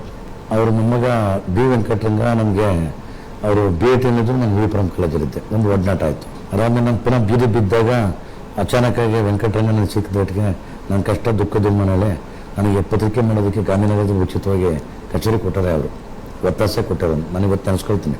ಅದು ಹಂಗೆ ಹೋಗ್ತಾರೆ. ಇದನ್ನು ಕಟ್ಕೊಂಡಾಗ ಶಿವರುದ್ರಪ್ಪ ನನಗೆ ಒಡನಾಟ ಇತ್ತು. ಪಾಪ ಅವರು ಸಾಹಿತ್ಯ ಅಕಾಡೆಮಿದ ಎಲ್ಲ ಚಟುವಟಿಕೆಗಳನ್ನು ಪಾಲ್ಗೊಳ್ಳಂಗೆ ಮಾಡ್ತಾಯಿದ್ರು. ನಾನು ತುಂಬ ಶಿವರುದ್ರಪ್ಪನ ಭಾಳ ಪ್ರೀತಿಸ್ತಾ ಇದ್ದೆ. ಶಿವರುದ್ರಪ್ಪರಿಗೆ ಸಾವಾಗ್ತದೆ. ಸಾವಾದಾಗ ಶಿವರುದ್ರಪ್ಪನ ಜಾನ್ ಭಾರತದಲ್ಲಿ ಕಲಾಗ್ರಾಮದಲ್ಲಿ ಮುಂದೆ ಮಾಡೋಕ್ಕೆ ಜಾಗ ಕೊಡಿ. ಆ ಸಂದರ್ಭಕ್ಕೆ ಏನಾಯ್ತು, ನಾನು ಪ್ರಜಾವಣಿ ಕಟಿಂಗ್ ಮಾಡಿ ಇವತ್ತು ನನಗಿದೆ. ನಾವೇನು ಈಗಲೇ ಸರ್ಕಾರ ಅವಾಗ ಯೋಚನೆ ಮಾಡ್ತೈತೆ ಏನು ಜಾಗ, ನಾವೇನು ಸರ್ಕಾರಕ್ಕೆ ಸಡನ್ನಾಗಿ ಮಾಡಿಂತಲ್ಲ, ನಾವೆಲ್ಲ 2 ತಿಂಗಳ ಮುಂಚೆನೇ ಅರ್ಜಿ ಕೊಟ್ಟಿದ್ದು ಅಂತ ಒಂದು ಹೇಳಿಕೆ ಬಂದಿರ್ತದೆ. ಶಾಕ್ ಆಗೋಗ್ಬಿಡ್ತದೆ ನನಗೆ. ಏನು ಶಿವರುದ್ರಪ್ಪ ಬದುಕಿದ್ದಾಗ ಒಂದು ಟ್ರಸ್ಟು ಅವ್ರ ಹೆಸರಿಗೆ ಅರ್ಜಿ ಗುರಾಯಿಸ್ತದೆ ಅಂದರೆ ನಾವು ಎಲ್ಲಿಗೆ ಹೋಗ್ತಾ ಇದ್ದೀವಿ, ಯಾವಂತಕ್ಕೆ ಹೋಗ್ತಾ ಇದ್ದೀವಿ? ನನಗೇನಂತಾರೆ ಇದಕ್ಕೆ ಉದಾಹರಣೆಗೆ ಕುವೆಂಪುರವರು ನೆಲದ ಕರುಣೆ ಇದ್ದಾನೆ, ಯುಗದ ಕವಿ, ಜಗದ ಕವಿ, ಅವ್ರು ತೀರ್ಕೊಂಡಾಗ ದೇಜಗೌಡರು ಮಾನಸ ಗಂಗೋತ್ರಿಗೆ ಮಣ್ಣು ಮಾಡಬೇಕು ಅಂತ ಕೂತ್ಕೊಳ್ತಾರೆ. ಆಗ ತೇಜಸ್ವಿರು ಒಪ್ಪೋದಿಲ್ಲ, ಇಲ್ಲ ಅವ್ರನ್ನ ಕುಪ್ಪಳ್ಳಿ ತಗೊಂಡೋಗ್ಬೇಕು ಅಂತ ಅಂದ್ಬಿಟ್ಟು ಆವಾಗ ಆಮ ನಾಯಕರು ತೇಜಸ್ವಿ ಹೇಳೋದು ಸತ್ಯ ಅಂತ ಸಪೋರ್ಟ್ ಮಾಡಿ. ಇದು ಒಂದು ಕ್ರಿಯೆ. ಇಲ್ಲೇನು ನಡೀತದೆ, ಅಲ್ಲೋಗಿ ಸ್ಮಶಾನದಲ್ಲಿ ಕುಣಿಸಿರೋ ನಮ್ಮ ಸಾರ್ಥಕತೆ ಕಂಡ್ಕೊಂಡ್ರೆ ಏನು ಪ್ರಯೋಜನ, ಎಂಥ ಇದಕ್ಕೆ ಅಂತ ಅಂದ್ಬಿಟ್ಟು ನನಗೆ ಹಂಗಂದ್ರೆ ಇದೇನು ಸಾವಿನ ವ್ಯಾಪಾರಿಗಳ ಇದು ಅಲ್ಲ. ನಾನು ಮುಂಚೆ ಎಕ್ಸೈಸ್ ಕಾಂಟ್ರಾಕ್ಟರ್ ಕೇಳಿದ್ದೆ, ಚರಂಡಿ ಕಾಂಟ್ರಾಕ್ಟರ್ ಕೇಳಿದ್ದೆ, ಈಗ ಕಲ್ಚರಲ್ ಕಾಂಟ್ರಾಕ್ಟ್ಗಳು ಉಟ್ಕೊಂಡ್ಬಿಟ್ಟಿದ್ದಾರೆ. ನಾನು ಕೀರಮ್ಮರ ಜೊತೆಯಲ್ಲಿ ಮಂಡ್ಯದಲ್ಲಿ ಒಂದು ಸಮ್ಮೇಳನಕ್ಕೆ ಹೋಗಿದ್ದೆ. ಅನಂತಮೂರ್ತಿ ಅವ್ರು ಕೂರ್ತು ನಡೀತಾ ಇತ್ತು. ಎಲ್ಲರೂ KB ಸಿದ್ದೇನರಿದ್ದರು, ಕೀರಮ್ಮರು ಇದ್ದರು, ನಾನು ಪಾಲ್ಗೊಂಡಿದ್ದೆ. ಅದಾದ ತಕ್ಷಣ KC ಶಿವರೆಡ್ಡಿ ಇದ್ರು. ಎಲ್ಲ ಕೂತ್ಕೊಂಡು ಮಾತಾಡ್ಬೇಕಾದ್ರೆ ನಾನಂದೆ, ಅಲ್ಲ ಸರ್ ಈಗ ನಿಮ್ಗೇನೋ ಹೇಳ್ಬೇಕು, ನೀವು ನಾನು ಮಾತಾಡು ಅಂತಂದಾಗ ನಾನು ಚೀಫ್ ಗೆಸ್ಟ್ ಆಗಿದ್ದೆ. ಮಾತಾಡಿ ಅಂತಂದಾಗ ಏನು ಮಾತಾಡೋದು ಸರ್, ನನಗೆ ಒಂದು ತರಕ್ಕೆ ದನಿ, ನನಗೆ ಜಂಬಣ ಅಮ್ಮನ ಚಿಂತನೆ ಜ್ಞಾಪಕ ಹೋಗ್ತದೆ. ದನಿ ಎತ್ತಿರೆ ಕುರಳ ಕುಯ್ಯುವ ಮುಂದೆ ಎದುರು ಜೋರಾಗಿ ಆಡಿರಂದ್ರೆ ಹೇಗೆ ಆಡಲಿ, ಅದೇನು ಸ್ವಲ್ಪ ಬಿಡಿಸಲಪ್ಪ ಯಾಕೆ ಹಿಂಗೆ ಹೇಳ್ತಿದೆ ಅಂತಂದರು. ಅಲ್ಲ ಸರ್ ನಾನು ಏನು ಹೇಳ್ತೀನಿ ಅಂದರೆ, ಇಲ್ಲಿ ಒಂಥರ ಇದೆ, ಕೆಲವು ಸಲಕ್ಕೆ ಮಳೆಗಾಲ ಚಳಿಗಾಲಕ್ಕೆ ಚರ್ಮ ಹೊಡೆದು ಉದುರೋಗ್ಬಿಡ್ತದೆ, ನಮ್ಮ ಹೊಡಿ ಕೇಳಲ್ಲ. ಹಂಗೆ ಕೆಲವು ಸಲಕ್ಕೆ ಏನೋ ಮತ್ತೆ ಮಳೆ ಹುಯ್ತದೆ, ಆ ಥರದ್ದು ಒಂದು ಸ್ವಲ್ಪ ಇಷ್ಟ ಹೊರತು ಅನಂತಮೂರ್ತಿ ನಾವು ಹೊಡಿ ಕೇಳಿದಿಲ್ಲ. ಪ್ರಜ್ಞಾವಸ್ಥೆಯಲ್ಲಿ ತುಂಬ ಕಾರುಣ್ಯ ಮೂರ್ತಿಗಳಾಗಿರ್ತಾರೆ, ಸುಪ್ತ ಪ್ರಜ್ಞಾವಸ್ಥೆಯಲ್ಲಿ ಕೆಟ್ಟು ಕೆಳಗಿರ್ತಾರೆ. ಯಾವ ಮನುಷ್ಯನ ಬದುಕು ಮತ್ತು ಬರಹ ಬೇರೆ ಆಗಿರ್ತಾರೆ, ಅದು ಯಾವುದೂ ಇಲ್ಲಿ ಉಳ್ಕೊಳ್ಳಲ್ಲ. ಇದು ಸತ್ಯ. ಆ ವಿಷಯದಲ್ಲಿ ಗಿರೀಶ್ ಕಾರ್ನಾಡಿಗೆ ಆಡ್ಸೋದು ಹೇಳ್ತೀನಿ ನಾವು. ಅದು ತುಂಬ ನನಗೆ ಯಾವುದೇ ಸರ್ಕಾರದ ಇದು ಬೇಕಾಗಿಲ್ಲ ಅಂತ. ಇವರು ಮನೆ ಇದ್ದೇ ಸೈಟ್ ಅಲಾಟ್ಮೆಂಟ್ ಮಾಡಿಸ್ಕೊಂಡು ಅನಂತಮೂರ್ತಿಯವರು ಸೈಟ್ ಇದ್ದು ಬಂಗ್ಲೆ ಬೇಕು ಅಂತ ಅನ್ಸ್ಕೊಂಡ್ರು. ಏನು ಬಿಟ್ಕೊಟ್ರೆ ಜನಪದ ಪೇನಂದ ಬರ್ತದೆ, ಕಡುವ ಹಲ್ಲುಗಳ ನಡುವೆ ನಾಲೆಗೆ ಬಾಳುತ್ತಲೇ ಇದೆ, ಮಲೆ ಕೂಡ ಕಾರ್ನಾಡ ಅಂತಲೇ ಹೇಳಿದ್ದೆ. ನಿಸ್ಸಾರ ಮೂರ್ತಿ ಮುಂದುವರ್ಸಲ್ಲ ಅಂತ ಅನಿಸುತ್ತೆ. ಲೋಕದೆದುರು ನೀರಿರೋದು ಒಳಗೊಳಗೆ ಬೇರೆ ಕೂದರೆ ಅಲ್ಲಿ ವಿಷಾದ ಆಯ್ತು. ಏನು ನನಗೆ ಮುಂದುವರಿಸ್ಬೇಕು ಅನ್ನಿಸ್ತು. ಲೋಕದೆದುರು ನೀರಿರೋದು ಒಳಗೊಳಗೆ ಬೇರೆ ಕೂದರೆ ನಾವು ನೆಲವೇ ಆಗಿಬಿಡುತ್ತೇವೆ, ಪ್ರತಿ ಕಾಲಕ್ಕೂ ಹಸಿರುಕ್ಕುವುದನ್ನು ನಿಮ್ಮ ಕಣ್ಣುಗಳು ಕಾಣುವುದು ಅಂದೆ. ಅದು ನಮ್ಗಳು ಒಂದು ಕಟ್ಟುವಂಥದ್ದು ಇರ್ತದೆ. ಕಾರ್ನಾಡವರಿಗೆ ಸಲ್ಯೂಟು. ಒಂದು ಸಂಪ್ರತಿ ಮ್ಯಾಗ್ಝಿನಲ್ಲಿ ಅಲ್ಲೊಂದು ಕಟಿಂಗ್ ಆಯ್ತು, ಕೃಷ್ಣ ಅಲಹಳ್ಳಿ ಅವ್ರದ ಕಾಡು ಕಾದಂಬರಿಯನ್ನು ಓದಿ ನಾನು ಉತ್ತೇಜಿತಗೊಂಡೆ. ಚಿತ್ರ ಮಾಡಿಯೇ ತೀರಬೇಕೆಂದು ಆಟಕ್ಕೆ ಬಿದ್ದೆ. ಅದರಲ್ಲಿ ಜಾತಿಯ ಜಿಜ್ಞಾಸುಗಳಿದ್ದವು. ನಾನಾದರೂ ಬ್ರಾಹ್ಮಣ, ಕಥೆಗಾರನು ಒಕ್ಕಲಿಗ, ಖಳನಾಯಕರು ಲಿಂಗಾಯತರಾಗಿದ್ದರು. ನಾನು ಬುದ್ಧಿ ಉಪಯೋಗಿಸಿ ಎಲ್ಲ ಪಾತ್ರಗಳನ್ನು ಒಕ್ಕಲಿಗರಾಗಿ ರೂಪಾಂತರಿಸಿಬಿಟ್ಟೆ. ತಗೊಳಪ್ಪ, ಏನಿದೆ ಅಚೀವ್ಮೆಂಟ್ ಇದು? ಒಂದು ತುಂಬಿ ಸಭೆಯಲ್ಲಿ ನಾನಾದರೂ ಬ್ರಾಹ್ಮಣ ಅಂತ ಹೇಳೋದು, ಒಬ್ಬ ಒಡನಾಡಿನ ಒಕ್ಕಲಿಗ ಅಂತ ಫಸ್ಟ್ ನಾವು ಜಾತಿಯನ್ನು ಕಳ್ಕೋಬೇಕು. ಪ್ರಜ್ಞಾನ ನಾವೇ ಇಟ್ಕೊಂಡು ಸಮಾಜಕ್ಕೆ ನಾಟಕ ಬರೀತಾ ಕುಂತಿದ್ದೀವಿ, ಕತೆ ಹೇಳ್ತಾ ಕುಂತಿದ್ದೀವಿ. ನಮ್ಗೆ ಹೆಂಗಾಗಿದೆ ಅಂದರೆ ಬಟ್ಟಿ ಉದ್ದೇಶ ಕೊಡೋಕ್ಕೆ ಬಟ್ಟಿ ಸಂಬಳ ಅಂತ ಬಡ್ಡಿ ಸಂಬಳ ಅಂತ ಬರ್ತಿದ್ರು. ಈಗ ಆ ಥರ ಸಾಹಿತ್ಯದಲ್ಲಿ, ರಾಜಕಾರಣದಲ್ಲಿ, ಕಲೆ, ಸಾಹಿತ್ಯ, ನಾಟಕದಲ್ಲಿ ಇಟ್ಕೊಂಡ್ಬಿಟ್ಟಾರೆ. ಒಂದು ಮಾತು ಹೇಳ್ತೀನಿ, ನಾನು ನೋಡ್ತಾ ಇದ್ದೀನಿ, ಈ ನಾಟಕಕಾರ ಸಂಸ್ಕೃತಿ ವಕ್ತರುಗಳಿದ್ರಲ್ಲ, ಮುಂಚೆ ಒಂದು ಗಾದೆ ಇತ್ತು, ಅಟ್ಟ ಹತ್ತಿದ್ಮೇಲೆ ಓಣಿನ ಒದ್ಬಿಟ್ರು ಅಂತ. ಇವತ್ತು ಹಂಗಲ್ಲ, ಅಟ್ಟ ಹತ್ತಬೇಕಾದ್ರೆ ಏನು ಮೆಟ್ಲು ಹತ್ತದಂಗೆ ಮೆಟ್ಲುಗಳು ಮುಡ್ಕೊಂಡು ಹೋಗ್ತಾ ಇದ್ದಾರೆ, ಏನು ಮೆಟ್ಟನ್ನೇ ಮುಡ್ಕೊಂಡು ಹೋಗ್ತಾ ಇದ್ದಾರೆ. ಇನ್ನು ಯಾವನು ಹತ್ತಲೇಬಾರ್ದು. ನಮಗೆ ಕಲೆ, ಸಾಹಿತ್ಯ, ಸಂಸ್ಕೃತಿ ಅನ್ನೋದು ನಮ್ಮ ಜನಜೀವನನ ಬೆಳಗಬೇಕು, ನಮ್ಮ ಮನಸ್ಸನ್ನು ಮೃದುಗೊಳಿಸ್ಬೇಕು, ಇಡೀ ವಿಶ್ವಾತ್ಮಕ ನೆಲೆತ ಕೊಂಡೋಡ್ಬೇಕು, ಎಲ್ಲರನ್ನ ಪ್ರೀತಿಯಿಂದ ತಪ್ಕೊಳ್ಳೋಂತ.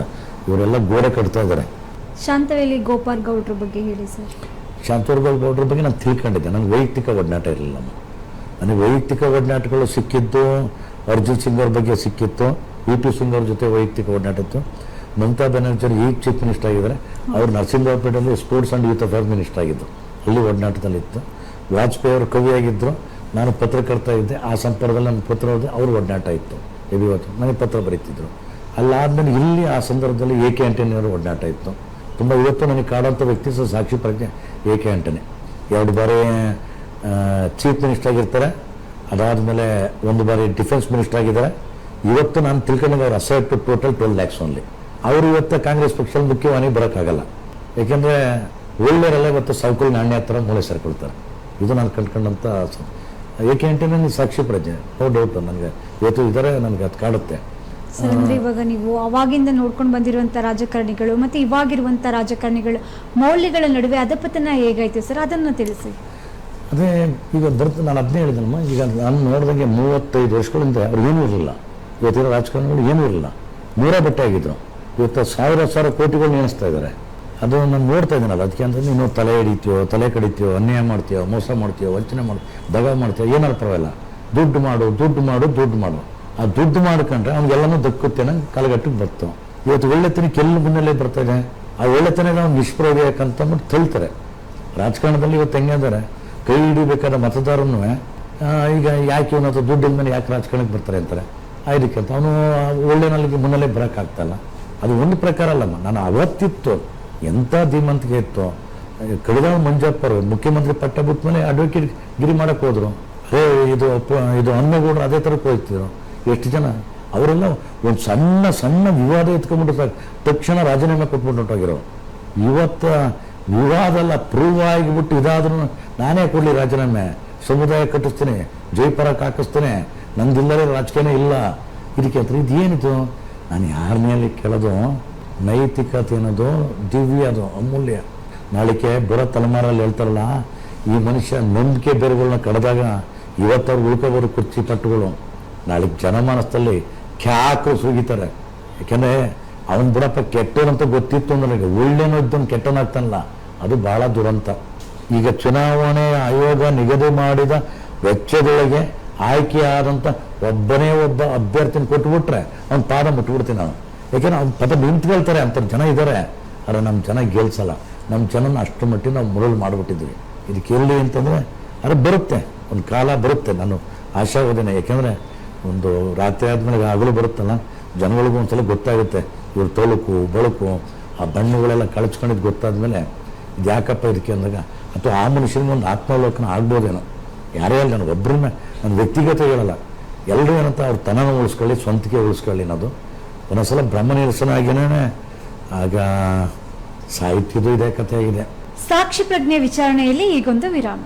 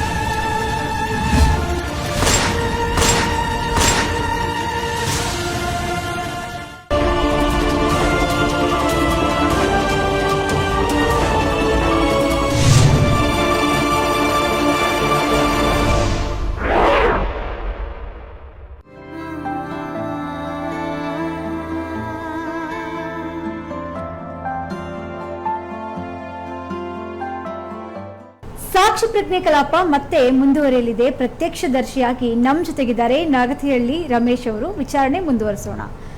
ಸರ್, ಇಷ್ಟೊತ್ತು ರಾಜಕೀಯ ಮತ್ತೆ ರಾಜಕಾರಣದ ಬಗ್ಗೆ ಹೇಳಿದ್ರಿ, ಆದ್ರೆ ನಿಮಗೆ ಇಂದಿಗೂ ಕೂಡ ಒಂದು ಸಾಕ್ಷಿ ಪ್ರಜ್ಞೆಯಾಗಿ ಕಾಡ್ತಾ ಇರುವಂತ ರಾಜಕಾರಣಿ ಯಾರು ಸರ್? ಅವ್ರ ಬಗ್ಗೆ ಹೇಳಿ.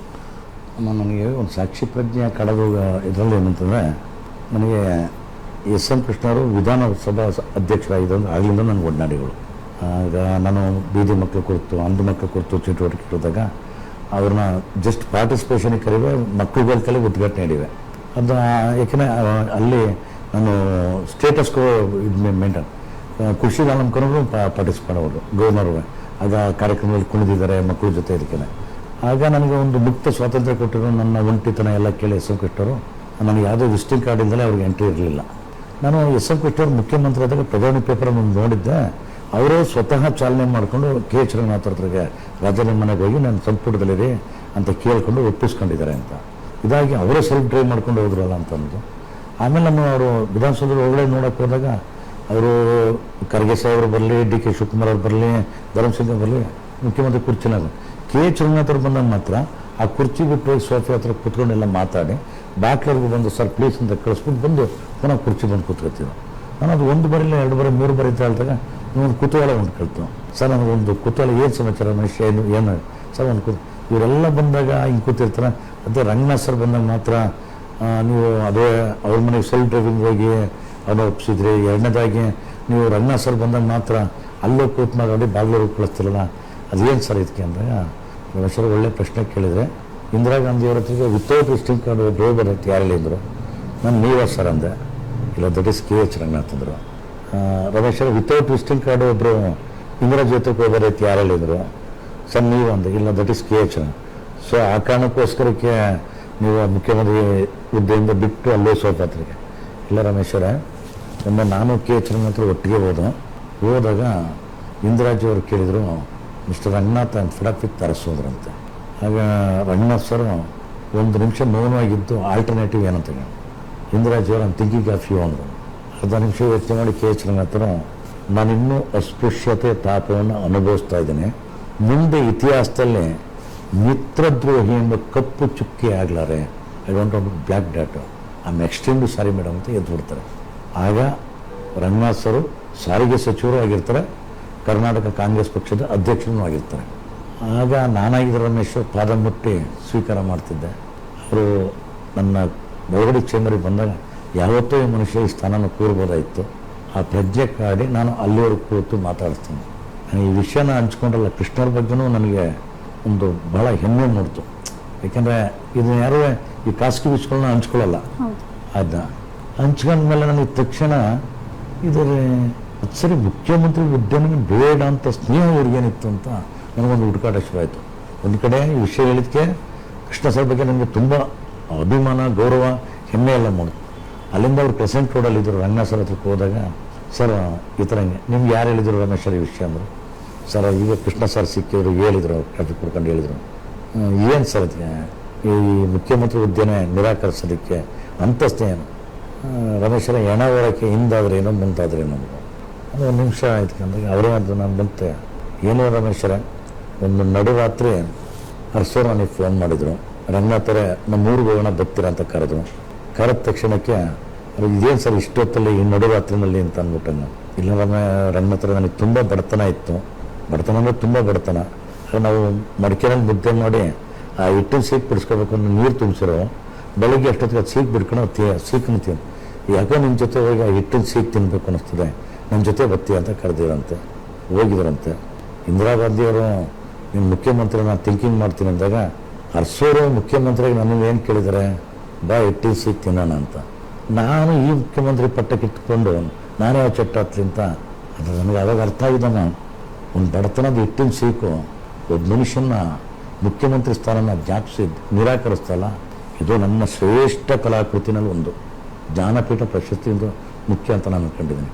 ಇವತ್ತೆಲ್ಲ ಬರೀ MLA-ಗಿರಿಗೆ, ಮಂತ್ರಿಗಿರಿಗೆ ತೆರಿಬೇಕಾರೆ, ಅಂಬಳಿಸ್ಬೇಕಾರೆ, ಅಡ್ಡದಾರಿ, ಆ ದಾರಿ, ಈ ದಾರಿ ಎಲ್ಲ ಹೋಗ್ಬೇಕಾದ್ರೆ ಇಷ್ಟು ಮಟ್ಟಿಗೆ ಒಬ್ಬ ಮನುಷ್ಯ ಒಬ್ಬ ರಿಸರ್ವ್ಡ್ ಕಾನ್ಸ್ಟಿಟ್ಯೂನ್ಸನ್ನು ಧಿಕ್ಕರಿಸಿ ಜನರಲ್ ಕಾನ್ಸ್ಟಿಟ್ಯೂನ್ಸಿಲಿ MP ನಲ್ಲಿ ಗೆಲ್ತಾರವರು ಕೆ ಎಚ್ ರಂಗನಾಥರು. ಅವ್ರ ವಿರುದ್ಧ ನಿಂತರು BL ಗೌಡ್ರು. ಕೆ ಎಚ್ ರಂಗನಾಥ್ ಸಪೋರ್ಟಿವ್ ಆಗಿ ಬರ್ತಾರೆ ಕೆಂಚಪ್ಪಗೌಡರು. ಇವತ್ತೇ ಲೋಕಸಭೆನಲ್ಲಿ ಒಂದು ದಾಖಲಾಗಿದೆ. ಮೂಡಿಗೆರೆ ಕ್ಷೇತ್ರ ಬಿಟ್ಕೊಟ್ಬಿಟ್ಟು ಹಿರಿಯೂರಿಗೆ ಬರ್ತಾರೆ. ತನ್ನ ಮಗನಿಗೆ ಟಿಕೆಟ್ ಕೊಟ್ಟರೆ ನಾನು ಕಾಂಗ್ರೆಸ್ ಪಕ್ಷದಿಂದ ಕ್ವಿಟ್ ಆಗ್ತೀನಿ ಅಂತಾರೆ. ಇವು ನಮ್ಮ ಸಾಕ್ಷಿ ಪ್ರಜ್ಞೆಗಳು.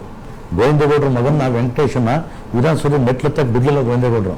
ಇದು ನಮ್ಮ ಸಾಕ್ಷಿ ಪ್ರಜ್ಞೆ. ಎಮ್ಮೆ ಗೋರ್ಪಡೆಯವರು ನನ್ನ ಮಗನಿಗೆ ನಾವು ಸೀಟ್ ಕೊಟ್ರೆ ನಾನು ಹೊಟ್ಟೋಗ್ತೀನಿ ಅಂತಾನೆ. ಇವನು ಅಂತಾರೆ.